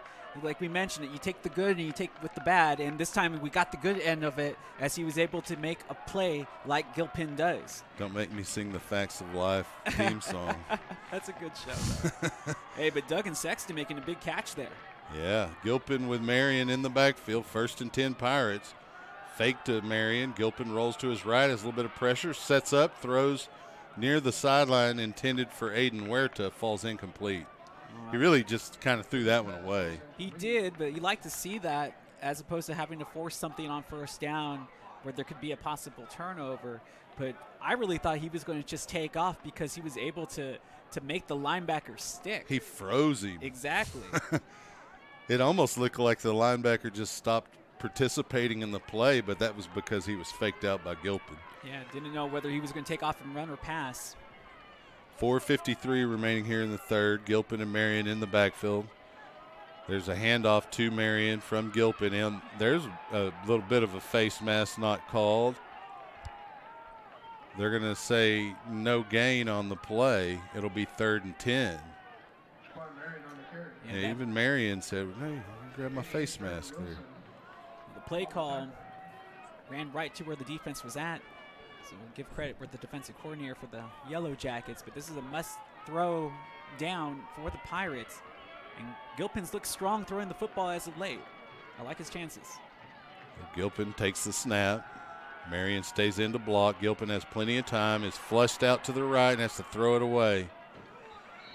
He likely should have just stayed in the pocket there. He had a little bit of a pocket develop, but instincts a lot of times for Landry Gilpin to move outside that pocket, and that's kind of what he did. And there was pressure out there. He had to just flip it out of bounds. He definitely does do that to himself sometimes. It's going to come with time as he continues to mature as a quarterback, but there are times where he runs into his own blockers because he's trying to make a play while they're trying to set up a pocket for him. Yes. And even the best quarterbacks, you think of somebody like a Michael Vick, who's known for his running ability. Eventually, as he grew and matured into a top-tier quarterback, he had to learn to throw and operate from the pocket. So Will Earpst will get his foot into the punt. Jake Parker with a fair catch signal, then backs off. The punt's going to be down by Brandon Jennings at the 36-yard line. So Howard Payne has the ball again. It's still 14-10, 4:01 remaining here in the third quarter. You know, now that I think about it, maybe some of these youngsters need to see some of that Steve Air McNair film from back in the day. Some old school, yes, sir. It doesn't feel like it's that long ago, but No, I mean, he for was us. But he was a terrific blend of what a quarterback could be when it came with athleticism plus pocket ability and the leadership. Yeah, it was excellent quarterback at Alcorn State and spent plenty of time in the NFL with the Oilers first, but then the Tennessee Titans, which is the same club. Yep. Handoff straight ahead to it. Ball's on the ground, and it could be Pirate football. It's hard to say. The handoff went to number 30, Derek Berry, a 5'9", 195-pound freshman. It's the first we've seen him, and it looks like Howard Payne was able to get back on the ball. Give credit to number 53, or it can't be 53. I must have the number wrong. Well, regardless, the Pirates were able to get an interception to end the first half and got the field goal. Would have been huge to get the fumble. McKinney drops back on 2nd and long, goes deep down the right sideline, and it's incomplete. Hit the receiver in stride, Otis Lanier, but he was unable to handle it. Good job there by the Pirate cornerback to stay with the receiver down the field, and that's, of course, the freshman, Andre Gibson. Yeah, but he came up lame again. He was already having issues, but he looked uncomfortable, but hopefully he'll get back into this game. When you run that fast, it's easy to injure your leg. That's why it's important to stay limber. But he'll try to get back in. It's 3rd down and 12. He's already buckling up his helmet on the sideline. Going to have a timeout, Howard Payne, with 3:20 on the clock. Game clock continues to move. I guess the clock operator's not quite paying attention. It does stop at 3:10. We'll take a quick break, and we'll be back on SHN Sports.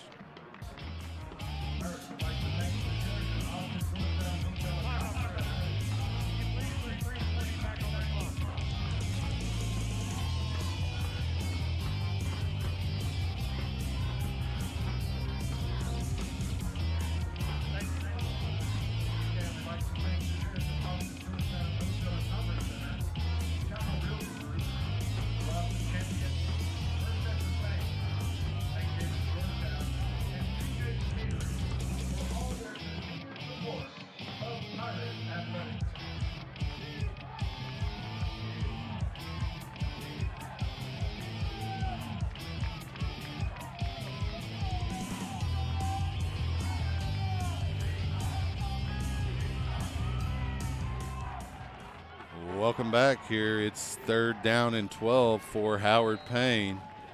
They come out in a bit of a pro set, 2 receivers on the left side of the formation. That could have been a motion penalty. McKinney drops back. He has to run the ball. He's going to be stopped at the 39, make it the 40-yard line, about 6 yards shy of the line needed for a first down. It's now 4th down. Decision time for the Yellow Jackets, and it looks like they're going to leave the offense out there at least for the moment. Good play defensively from the Pirates, though. Not giving up anything deep. Big sure opportunity here for Southwestern. 4th down. They're going to try to draw the Pirates off sides, but it's not going to be enough for a first down. They may spend a timeout here. Play clock down to 13. Make it 9. McKinney flips it into the flat. It's complete to number 2. That's Lanier, and he's able to pick up the first down at midfield. And they got exactly what they were looking for, a one-on-one matchup outside. Pirates are going cover 3 as they were looking to save anything deep, and a little bit of a stutter route, if you will. Haven't seen that too often, but it worked out to perfection. First and 10 at midfield for Howard Payne. There's the snap, and they'll hand to the running back, Sims, and the flag comes in, which is likely in the area of a hold. Really no gain there as the Pirate defense stiffens there to make the stop. Number 8, Jay Hanna. Yeah, besides that big Wildcat gain at the beginning of this game, the running game has been nearly non-existent for the Yellow Jackets. You got to credit the defensive line and the linebackers as they're doing their job in the run-fit game, able to stop any significant gains except for 1 or 2 plays on the ground by the Yellow Jackets. It's now 1st and 20. The line of scrimmage moved to the Yellow Jacket 40-yard line. Sims, the running back, in the backfield with the quarterback, McKinney. 3 receivers on the top of the formation or the wide side. There's a snap. It almost went directly to Sims, but McKinney is able to throw a pass out to Lanier. Gain of about 3, make it 4 yards to the 44-yard line before he spun backwards. His forward progress stop. Yeah, it was a good catch, but even better defensive play by Norris. It's 2nd down and 16 now. Clock moving at 1:25. But this is interesting. They've gone to the near side 2 times, which just makes me seem that they're going to go to the wide side next. They'll hand off to Sims straight ahead. Alec Gomez there, along with number 17. Oh, that is Alec Gomez. The other player was number 8, Jay Hanna, in on the stop. 3rd down and 13. Under a minute and moving in the 3rd. Again, the Pirates looking not to give up anything deep right now. They have to look out for the underneath route. McKinney drops back, tucks it, and runs straight ahead, and he's tripped up by Blaine Corkin. They're going to give him a gain to the 46-yard line. It's going to be 4th and about 6 yards to go. And this is the same situation as moments ago, and Howard Payne was able to convert for a 1st down. Let's see if they can do it again. We got 26 seconds on the clock. Yeah, you have to watch out for McKinney's running ability. He can unleash that again here and might get enough for a 1st down. Look out for Parker up top in the slot. Again, this could be that opportunity where they won that switch route up top. That's how they scored the touchdown in a similar situation last time. Willis remains the running back for McKinney. 2 receivers either side of the formation. They'll fake to Willis, drop straight back. McKinney flushed out to his right, looking downfield. He'll air it out, and it's dropped. Pirate football. There defensively for Southwestern is Peyton Vaughn. You saw exactly what I saw, though. They went with that little switch route up top where they had one run go up, the other one tried to come underneath, and he looked it the whole way through. This time the Pirate defense read that play and didn't give him a place to throw that football, and that ended up being some terrific defense by this SU Pirate squad. Yeah, a little bit of a rub route attempt where you use one of your receivers and the defender covering them to take the defender off another receiver and leave that man open, but was unsuccessful there. Great coverage by Peyton Vaughn. Yeah, they went with that cover 2 coverage up top, and that had that safety over the top there to read that extra run that was going to cut in at the right time. So perfectly executed by the defense. So the Pirates have good field position here after the change of possession on downs, and we're starting the 4th quarter. We'll go ahead and stay here with the broadcast for the moment. I really like the momentum the Pirates have going here, and you know, we talked about some of the things that Howard Payne has done earlier in the year, and they've had some rough first halves, but have, you know, come out and been very explosive in the second half. At least through this 1 quarter, the Pirate defense is the same Pirate defense that was there for the first half. Yeah, the only reason why this drive really extended was because of just a couple of penalties that went. And a 4th down conversion. Yes, that went the way of the Yellow Jackets. Other than that, this Pirate defense did more than enough to get off of the field under their own accord. They have played amazing football today. The offense, while showing up to the party a little bit late, they seem to have brought more than just ice with them. They brought some chips and some dip, but did they bring the main course? We'll find out. Yep. Jaquan Marion, the running back, beside Landry Gilpin.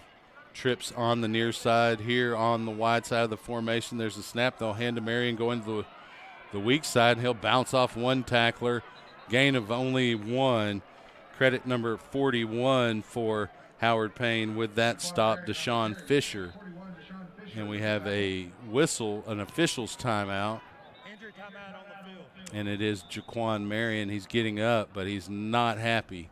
Somebody stepped on his leg or something.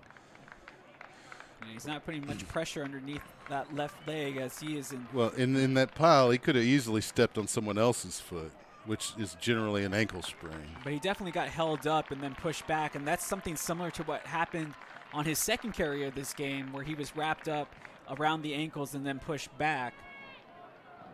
Yeah, we'll see if they can get him some quick treatment and back out on the field. Pirates will bring in the senior running back Brandon Jennings as his replacement.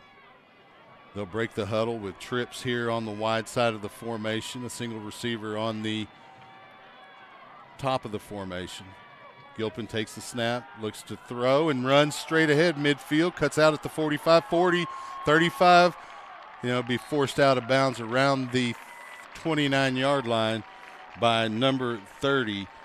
And that was some great stuff right there. I really felt that the Pirates were missing out on an opportunity, not trying to throw to the wide side with that zone defense, but that was an even bigger gap to run through for Landry Gilpin. Good blocking as well by the wide receiving core down the field. Yeah, it looked like the seas parted, and he saw it and shot right through that gap. First down and 10 in Yellow Jacket territory at the 29. Gilpin and Jennings in the backfield. There's the snap. They'll fake to Jennings, and Gilpin will carry straight ahead, and he squirts out, spins his way down near the 20. They're going to stop him at the 21-yard line. Credit number 13, Demarion Jones on the stop for Howard Payne. Clock moving at 13:35. Pirates looking to not only put it in the end zone, but take their first lead of the game here. That would be huge. Gilpin, this is where he's at his best, though, getting a chance to improvise, and he's making the Yellow Jackets pay. Traditional spread formation for the Pirates. Gilpin takes the snap, drops straight back, looking downfield, whips it down to the corner of the end zone. Touchdown, Pirates! Austin Castilleja cut right where the ball was delivered for a touchdown, and not only a touchdown, but the lead. We talk about timing routes. That was perfectly timed, well executed, great play call by the offensive coordinator. They had the curl route that made that safety bite, and there was no help over the top.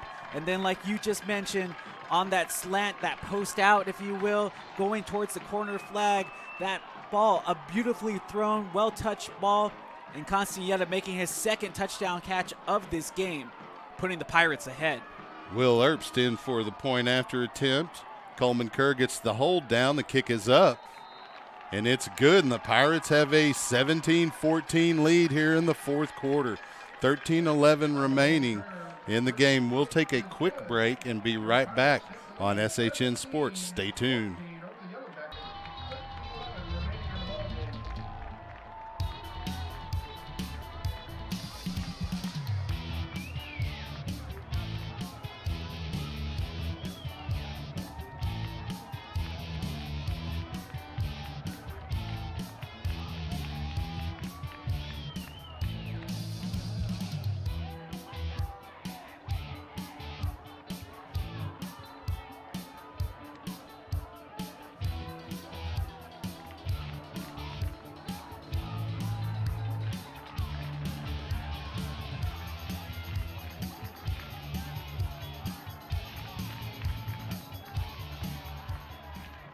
Welcome back as the Pirates get ready to kick off. Charlie Fournier, the kicker on kickoffs. He's the kickoff specialist for Southwestern University. 13-11 remaining in this ball game.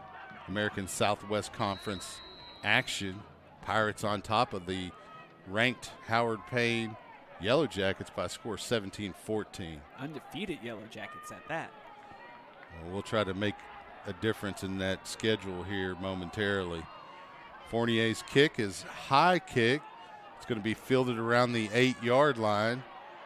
And fake to the center of the field, then back out, and that's number 8 on the return, Sela Smith. He'll be tackled right around the 29-yard line by number 39 of Southwestern, Aiden O'Connell. It's all about limiting big plays right now. If you're this SU defense, they have been stellar the majority of this game. Their offense putting them in some difficult situations. But so far, so good. If they can just continue this stand, they really have rattled this Yellow Jacket offense. I mean, I was expecting Landon McKinney to have a lights-out contest, him alongside Jake Parker, and it has not gone that way this afternoon. McKinney gets a snap, and it's on the ground. He was on his knees, too, and it was a good 2 or 3 yards behind him. He had to dive and lunge to cover it, and it's a loss of 7, 8 yards. I have to ask you, Chuck, I'm accustomed to the curse of the commentator when it works against the team I'm calling for, but what happens when something good happens for the team that you're calling against? You call that a blessing of the commentator. 12:43 and counting. McKinney flips it into the flat to Parker, and he's going to be tackled quickly by number 7, Payton Vaughn, who's having a pretty good ball game there in the secondary for the Pirates. Yeah, took on the blocker that made sure that the wide receiver had no real room to work with. And then the rest of the squad, like they've been doing all afternoon, flying to the football. It's now 3rd down and about 18 yards for a first down for Howard Payne. You can sense the momentum on the Southwestern University Pirates side of the game. McKinney with Bradley to his right.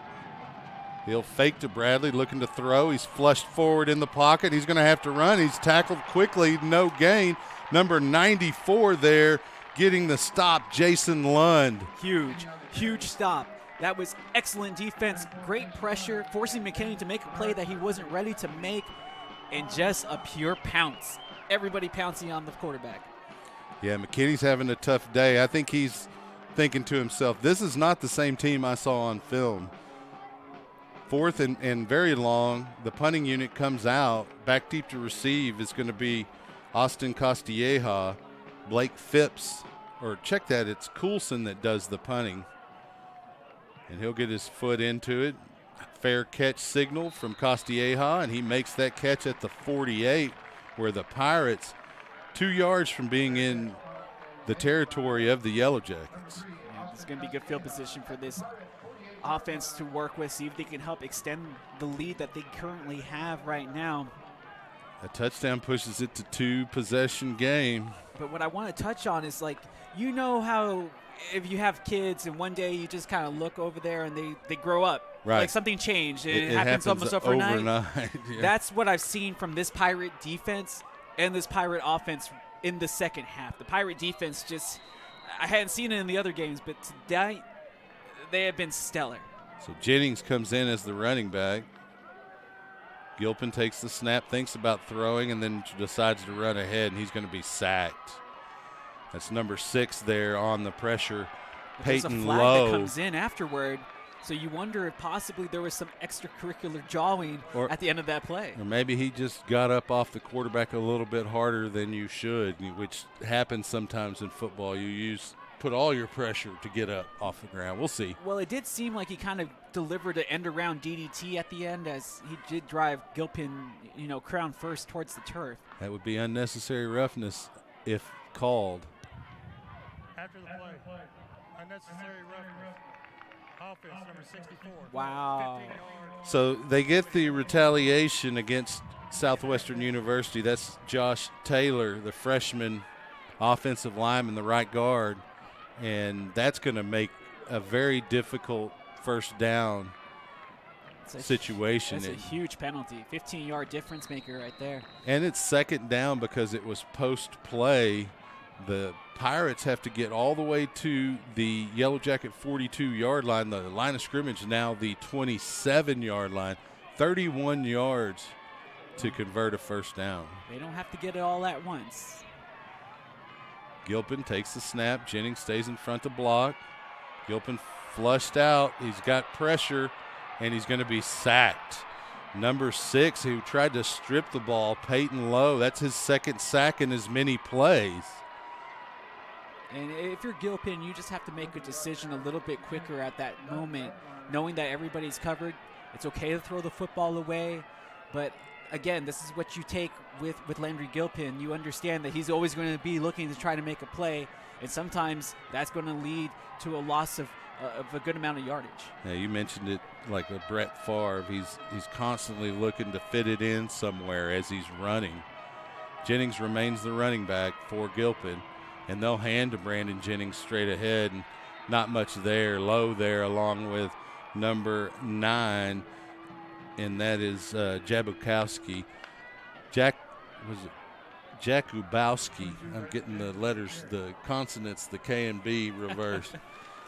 It's not exactly the easiest of last names. No, Jakubowski is easier to say than Jakubowski, but it is Jakubowski. And coming into punt will be Will Herbst, and I wouldn't expect Will Herbst to take off running like he's done a few times this year on 4th down. It's just too much to gain. No, he just needs to get a good punt away here.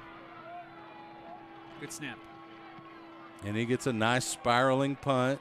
Parker, and it takes a Pirate roll down to the 30. Parker fields it about the 22, and the Pirates swarm him.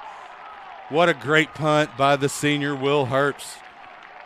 That has to be, and my math is not great, but that's a 75-yard punt. It is.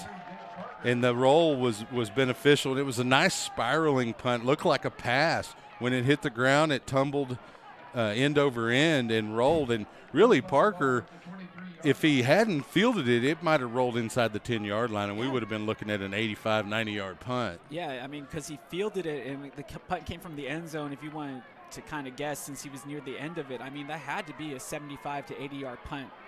But just by the hash marks, it was a 75-yard punt. Craziness, as that was a definite field turf roll. But you'll take it. And the wind is practically dead now if you look at the flags. So that was all Will Herbst. McKinney takes the snap, fakes the handoff, looking down the right sideline. He's got a receiver who has to adjust to the ball. He drops it, and we have a flag come in late. Now that was so number many questions. 2, Lanier, the receiver. You can reach at the ball after the receiver makes an attempt at it. I mean, unless there was something before the pass was delivered, it shouldn't be a penalty. Yeah, this is what I don't understand here. That flag coming out late, it's obviously going against the Pirates. Number 11, 15 yards from the previous spot. But he was nowhere near the ball.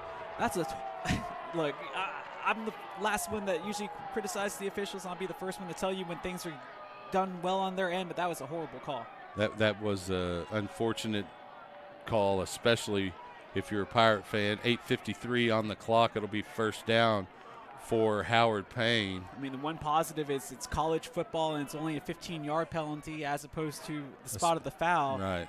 But Howard Payne, they're even wanting to kind of talk this one over with the officials. Yeah, they seem to be a little bit frustrated today. You know, even the coaching staff likely thought they were going to come in here and mop the floor with the Southwestern, and Southwestern had other plans, as we've seen. Homecoming will do that to you, though. It definitely adds a little emphasis to have the best performance on the day. That ball swung out to Lanier, and he'll pick up a few yards before he's forced out of bounds. Yellow Jackets lucky that they didn't get a holding call on the outside from Jake Parker, as he had that arm extended and had obviously some jersey. Yeah, on that sideline, you probably aren't going to get that call as easily. It's going to be second down and 7 yards to go for McKinney and the Yellow Jackets. Bradley, the running back. They bring Parker in motion. They'll hand to Bradley. He'll cut up over the 40 and carry it to about the 44. Tripped up by number 7, Peyton Vaughn. It's going to be third and about 4 yards for a first down. Could be 2-down territory the way Howard Payne's been calling plays here, but the Pirates with a potential to get off the field even after this play. Well, we've already seen in instances like this that McKinney is going to be looking to throw the ball deep, but he's probably going to go on a design run on this play. They bring Parker in motion. McKinney takes the snap, fakes to Bradley, flips it out in the flat to Lanier, and he'll be ridden out of bounds looks like just shy of the first down. It's 4th and 1. They're going to play, like you said, so they're willing to try to get as much as they could on that little quick out. I think they were hopeful they would get the first down, but knew that if they didn't, they'd be going for it here. Big play here for the Pirate defense. Well, the Pirates have made their money on their defensive plays today. They can use a huge one right now. McKinney signaling out to his receivers. There's the snap. McKinney moving to the right. He'll pick up the first down on the edge over midfield to about the 46, where he's wrapped up by Payton, Ludeman, and Eli Norris. And he trips getting up and wants a penalty flag. There is one in the backfield, though, likely a hold. Yeah, that's where I would assume, considering where it came from.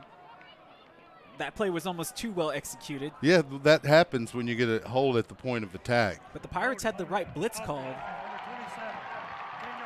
And that's a huge detriment to Howard Payne's offensive hopes, as now it's 4th and forever. And you have to wonder, this Pirates defense has answered the call all day. Do you want to test them?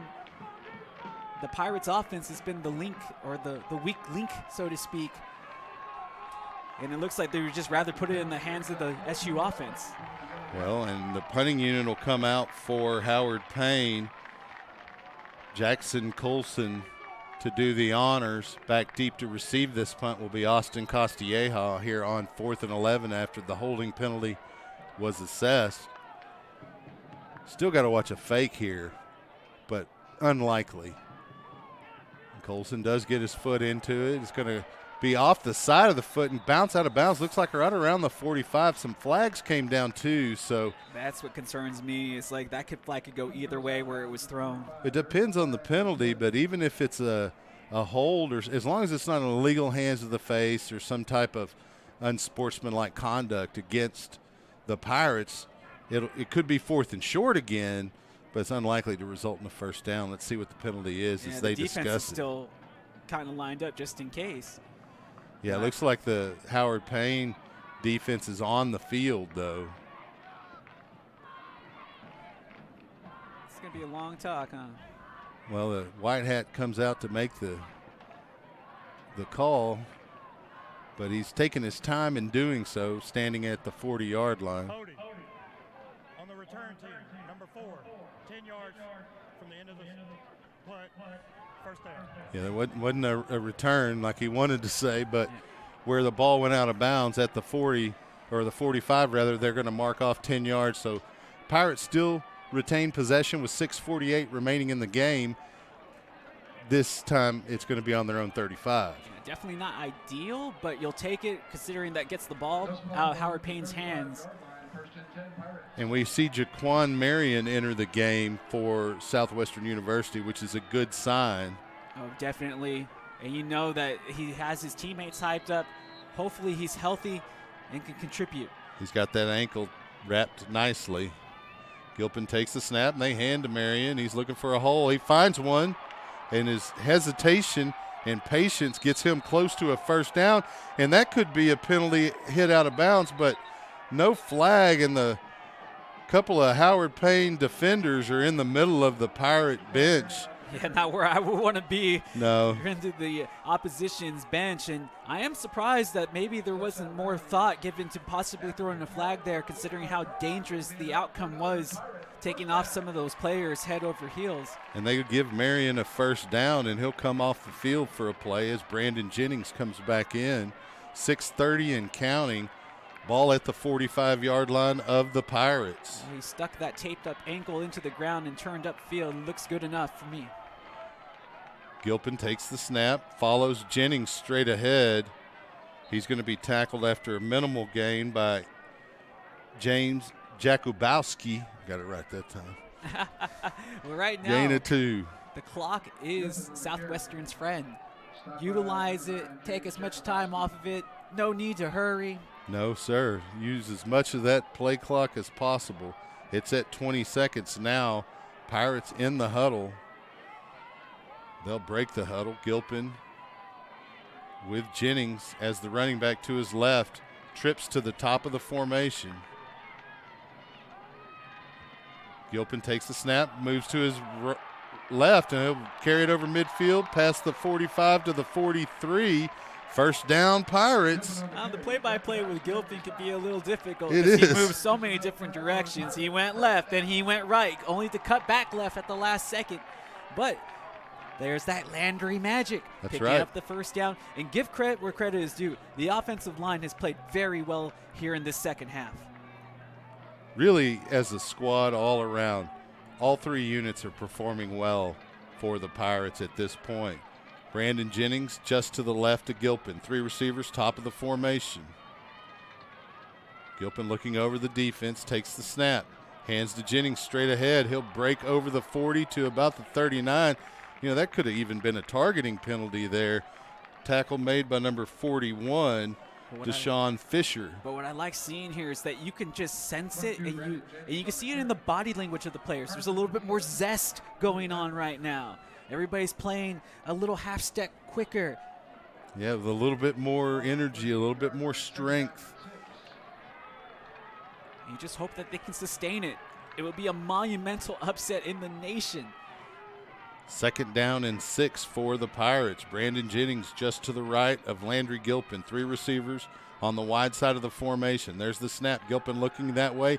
Tucks it to run. He's at the 40. Cuts up at the 35, and he's going to be wrapped up right near the first down by Jakubowski, and it is a first down for the Pirates as they continue this drive. Clock moving at 4:03. You really can eat up as much clock as you want, but if you get a touchdown here, that's the difference maker for the Pirates. If you can get the touchdown, it essentially ends this ball game. Well, especially with the clock where it is and the way that the Pirate defense has been playing really throughout the entire game, but especially in the second half. And the Yellow Jackets wasted a timeout in the third quarter, so they only have 2 to work with right now. Marion back in the ball game. They'll hand to him. He's got a little bit of a hole. He spins and picks up about 4 more yards as he avoids the tackle of number 6, Payton Lowe. You know, that's the thing that Marion brings to you.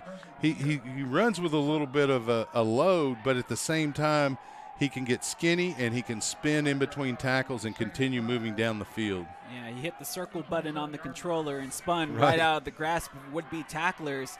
Again, that ankle now taped up on the outside, so it's spatted on the shoe. But he looks to be still running in prime condition despite being a little banged up. Yeah, it makes a big difference. You can hold it steady. Gilpin with Marion. Three receivers here on the near side of the formation. They'll hand to Marion, and he finds a little bit of a crease, gains maybe the line of scrimmage, and that'll be the first timeout for Howard Payne at 2:42 remaining in the ball game. Well, I don't mean to correct you on air, my friend, but that's actually going to be Howard Payne's second timeout taken of the half. They did waste one earlier. That's right, you mentioned that. So now only one timeout available. They stopped the clock at 2:42. So they're going to force Southwestern to try to make a play to get this first down. The question to me is, if you're Southwestern, do you just go for the first down? Or expecting the fact that the defense might be expecting you to go for the first down, do you go for the big play? You go for the jugular and try to end this game right now by trying to go deep for a touchdown? I think you try to continue to burn as much clock and go with the plays that have been successful for your team at this point. It's a tough call because if you get that dagger quickly, then you're up by 2 possessions. And really, 2:42, it can be done. But with this defense, I know. That's the way why they've it's been like you playing, like those chances. But I can see what you're probably going to say next is that this is essentially 2-down territory, 3rd and 4th down. It's just as good as a punt to leave it deep here in this territory. Yes, sir. You don't necessarily have to go for a field goal. If anything, it might be a bit of a waste.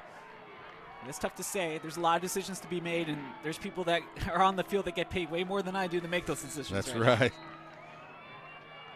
Jennings, the running back now for the Pirates. 3 receivers to the wide side of the formation for Landry Gilpin. He'll take the snap, drop straight back, looking downfield, air it out down the seam. It's going to be almost intercepted, but turning into a defensive back and making a play is Austin Castilleja, as number 10, Braden Ray, was ready to intercept that pass right at the goal line. See, I can't blame him. That's how I would have played it too. Try to take the big play. Try to take out Goliath right now while you got him against the ropes. Instead, the Pirates will try to extend the lead to 20. But it's not a gimme. Field goal's not a gimme. We've already seen one miss from Howard Payne just moments ago. This is a 45-yard attempt from Will Herbst. Snap hold. The kick is up. And it bounces off the upright. No good with 2:31. Howard Payne has new life. And the Pirate defense will be relied upon once again to try to pull this victory out here today. Really felt that they were just going to try to make it 2-down territory, leave the ball deep just in case. I knew that a field goal could possibly result in a short field. And again, they took the shot deep, and I can't blame them for that. But I am surprised about the lengthy field goal opportunity, especially when we saw Howard Payne miss from the same exact area. The only thing that it does for you is it forces Howard Payne to score a touchdown if you make that field goal. Exactly. But they would have had to driven. McKinney flips it out in the flat, complete to number 81 right at the 30-yard line. 81 is Javante Russell there on the stop. Blaine Corkin and Eli Norris, gain of 2, maybe 3 yards. Second down. McKinney takes the snap as they're moving quickly. Steps up in the pocket, flushed out by Hackett.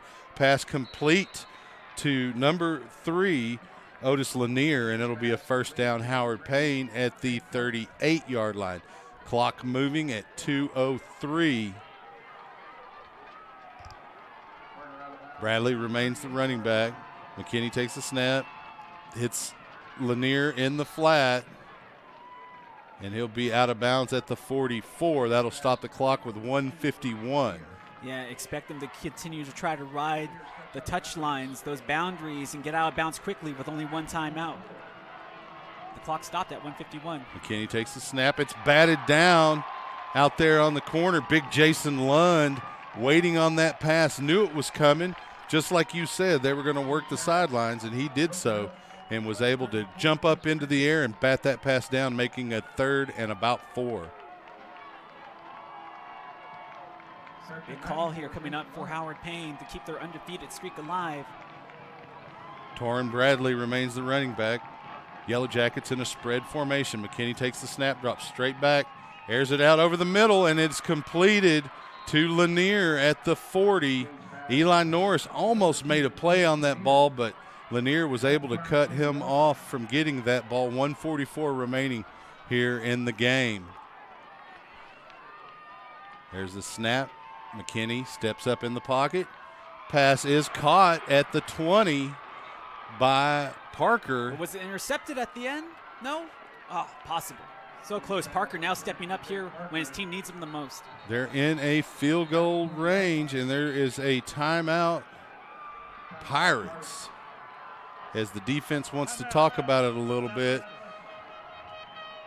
Of course, overtime rules are in play if Howard Payne is able to chip in a field goal to tie this, but they certainly are trying to come out with a win here. Yeah, they don't want to go into extra time. Yeah, this is my biggest fear, is that they would find some momentum here towards the end, especially without that Pirates score.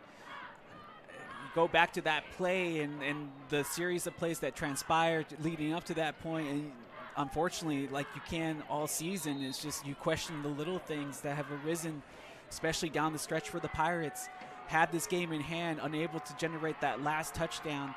Did go for the opportunity, couldn't connect on a field goal, but we've already saw, again, there's just so much to question. But now it's up to this defense to try to save this upset on homecoming for the Pirates. Against a nationally ranked team, a nationally ranked offense, and as we mentioned, 2-time ASC Player of the Week, Landon McKinney. Will bring Parker in motion. Look out for him in the slot. McKinney drops back, looks to the right, has a receiver open for a touchdown. That's number 2, Otis Lanier, who was able to get separation from Eli Norris on the edge. As he got towards the goal line, he cut that route inside towards the middle of the field and was open. Well, I said to look out for Jake Parker. The whole defense was looking at Jake Parker. That left the middle wide open as you had a double team on him on that little flare out. And then the one-on-one coverage, it was a straight strike to Otis Lanier. In for the point after attempt, Blake Phipps. Snap hold, the kick is up. And it's good, and so the Pirates will need a touchdown here with 1:29 remaining on the clock to pull this one out. I want to give a shout out to all of the Southwestern University corporate sponsors. They are Antioch Georgetown, Chapel Realty Group, Roger Chapel, Chick-fil-A, Chisholm Trail Pediatrics, CJ's Catering, Hewlett Chevrolet Buick Volkswagen, Double Dave's Pizza, Eagles Wings Home Services, First Texas Bank, Gary Brown CPA, Georgetown Commercial Properties, Georgetown Shirt Company, Georgetown Title, Groove Line Productions, HEB, Hello Georgetown, John F. Lewis CPA, Mighty Fine, Minutemen Press, Waterboy Graphics, Primerica Financial Solutions with Derek McGill, Ross and Champion CPAs, Rudy's, St. David's Georgetown Hospital, Schlotsky's, Sheraton Austin Georgetown Hotel and Conference Center, Stephanie Featherstone State Farm, Upstream Investment Partners, Scott Olson, Whataburger, and Wolf Ranch. Thank you, corporate sponsors. Without you, this broadcast would not be possible. 1:29 remaining. Phipps in to kick off for Howard Payne. Back deep to receive, Austin Castilleja, Eli Norris. It's going to be a short kick. Castilleja will field it around the 23. He's up over the 25-30, and he's bulldogged down, you know, good analogy there, like a rodeo cowboy, right around the 35-yard line. They'll give him the 35. So the Pirates have some timeouts. There's 1:25 left. They can move the ball into a position to make some attempts at the end zone here. Well, you say rodeo, I say pro wrestling, but a bulldog is a bulldog. That's right. But yes, still 1:25. There's still enough time to have a happy ending here on homecoming for the Pirates. Jennings, the running back, beside Gilpin. Gilpin takes the snap, is a little bit off, is able to get it, throws the pass complete to Ethan Powell, but he did not gain possession until he was out of bounds. He bobbled it right on the sideline there. Clock stops at 1:20, second down. Yeah, the Pirates definitely need those plays to go in their favor, and that's a tough break.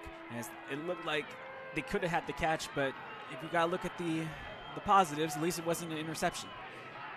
Pirates in a spread formation. Jennings, the running back. Gilpin takes the snap, drops straight back, gets pressure, rolls to his left, looking downfield, finds an open man, complete.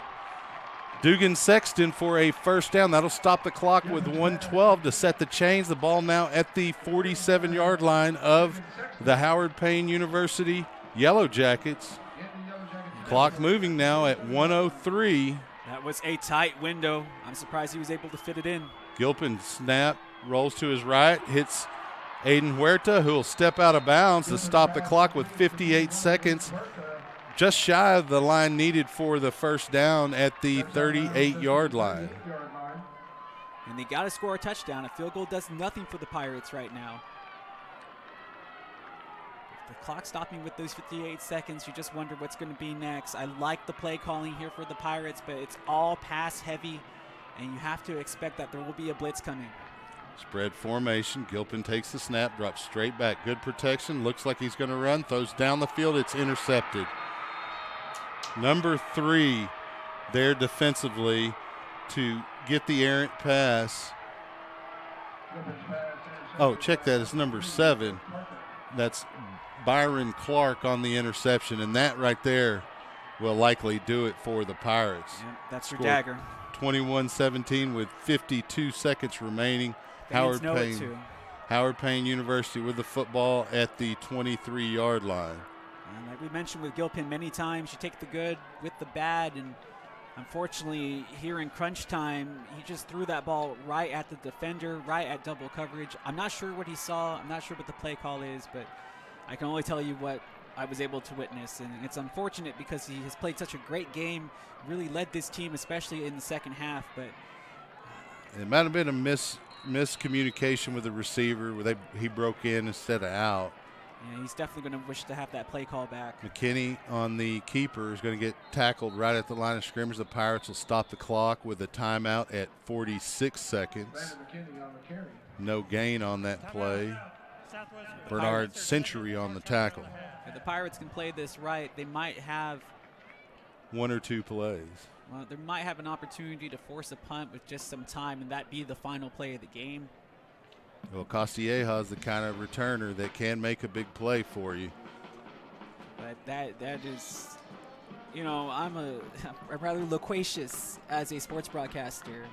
But there's another one of those SAT words. Exactly. But when it comes to moments like that where your heart just drops, yes, it's hard to come up with the words to truly signify how everybody's feeling right now, because I know this is a home broadcast, so I mean, it just means even more that my heart just aches for those kids out there, because it's so close to pulling off the improbable, and you would have liked to have seen them have that one extra chance. This is the best they've played all season, even including the Belhaven win on the road.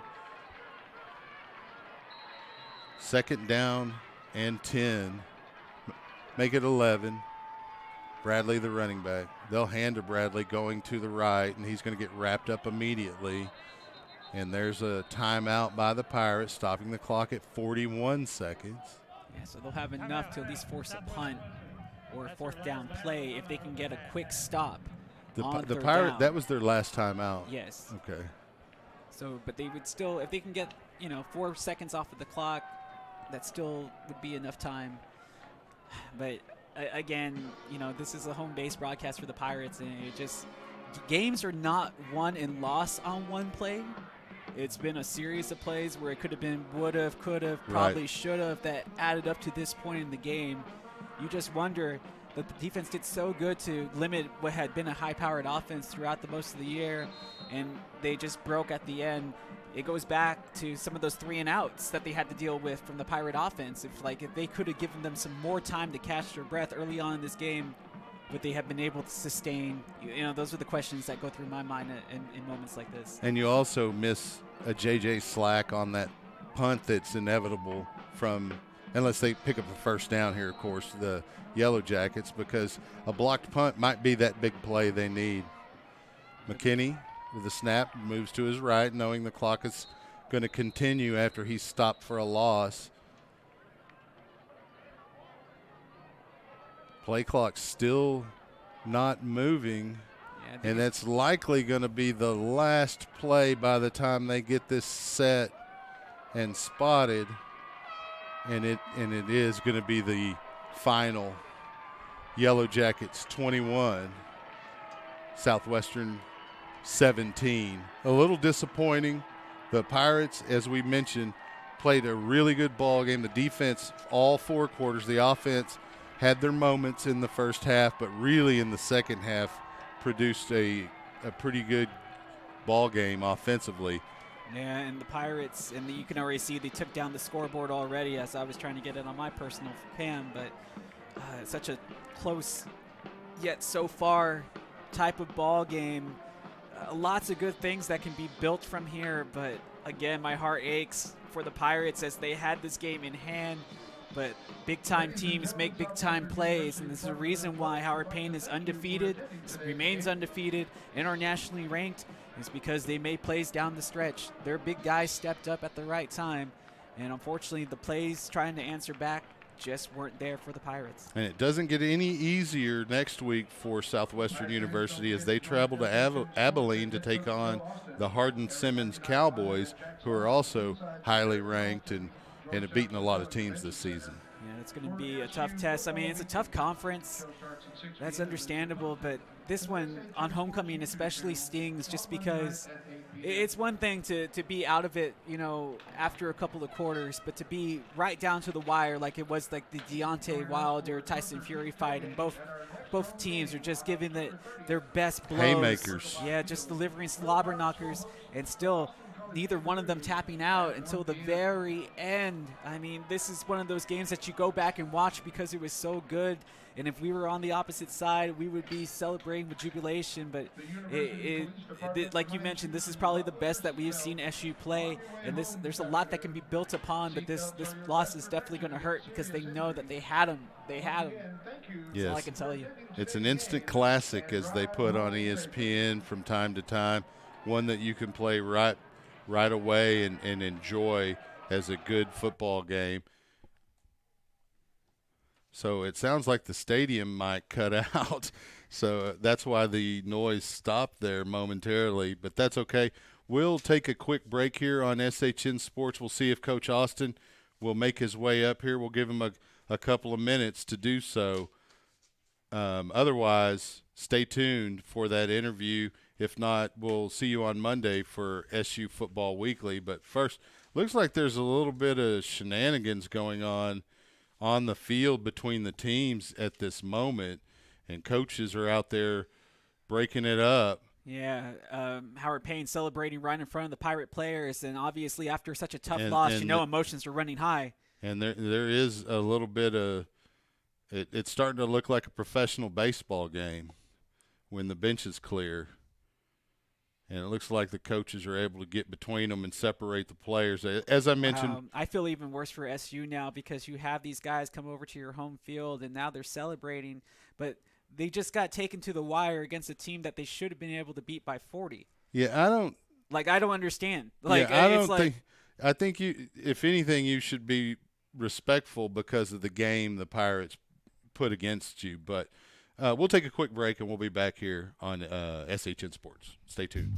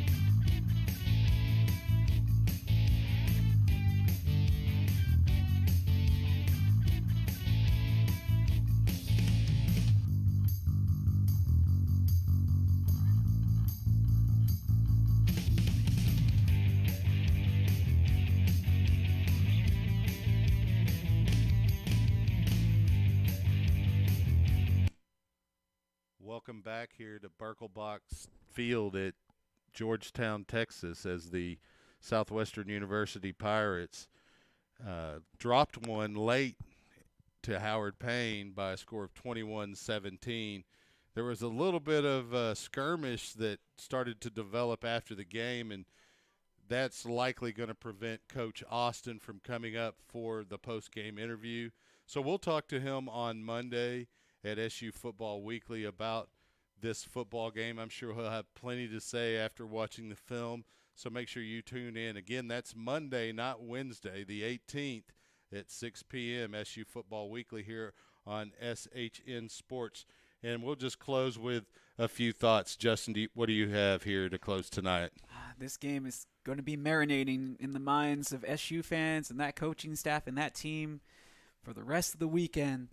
And after seeing what happened at the very end, that just kind of hurt my heart a little bit more. No reason for Howard Payne to try to be so crass after walking into a game which, if we're being honest, they should have been able to dominate, considering they're a highly ranked team, nationally ranked offense, And they didn't come to perform, and they escaped with a victory. And like I said, big-time teams make big-time plays towards the end, and give them credit where credit is due. They got the victory, but that did leave a sour taste in my mouth after seeing these kids for SU give everything they had. That was the best effort we have seen from this team all year. And you have to believe if you believe in the cliche of this is something you can build on, this is one of those games. Yes, there was mistakes made by Howard Payne that were self-detrimental, but the Pirates were able to take advantage of those mistakes. They just weren't able to take advantage of those good fortune and opportunities enough in this game. But you figure, looking towards the future, this program's on the right track. If they can go in and almost come away and beat opposition like this for all 4 quarters. It's just about putting it together for 4 quarters at this point. Well, and I think we've seen improvement from week to week, and a step back here or there. But you mentioned it right before we went on the break. This is a tough conference. The American Southwest Conference is probably is not even an appropriate word. It is the toughest conference in Division III college football. And the Pirates have shown week in and week out that they can compete with the teams, but they can't afford to make many or any mistakes and be able to come out with a win. They had opportunities for points. They left points on the field today, and ultimately it was the difference in the ball game, 21-17, the final. Yeah, I mean, for me, the question comes back down to it was 3rd down. Was it going to be 2-down territory? They went for the jugular. They didn't get it. They decided to go for a long field goal when we just saw a field goal miss previous to that. I think somebody's going to have to answer for that call because it obviously changed the momentum of the game with that missed field goal. Nothing against Earps. It was something makeable in his range. It was a 40-something yard field goal. But with that crosswind, I mean, all those factors had to be taken into account. I don't know if they truly were, but, that's just speculation on my part. But and even had he made that field goal, Howard Payne marched down and scored a touchdown. The difference would have been where they started that drive. Exactly. And whether or not it could have been a difference maker. Ultimately, the play that really would have been the difference in the game was the attempted pass, the play prior to that field goal attempt, which was down near the goal line. Yeah, almost a touchdown, but just out of the hands. And it could have changed the whole way the rest of this game played out. But again, credit where credit is due. They drove the length of the field. That defense for SU had held them so much throughout this entire game, but just was unable to get that stop at the end when they needed it most. Well, tune in next time for SU football. On Monday, we have SU Football Weekly, as I mentioned, and then next week we'll be in Abilene on the campus of Hardin-Simmons University as the Pirates take on the Cowboys. Make sure you tune in. Thank you for listening today to Southwestern University football on SHN Sports. For Justin Simmons, Mickey Holden, and Rich Hensley, I'm Chuck Cracy. Till next time, treat everybody kindly. We'll see you next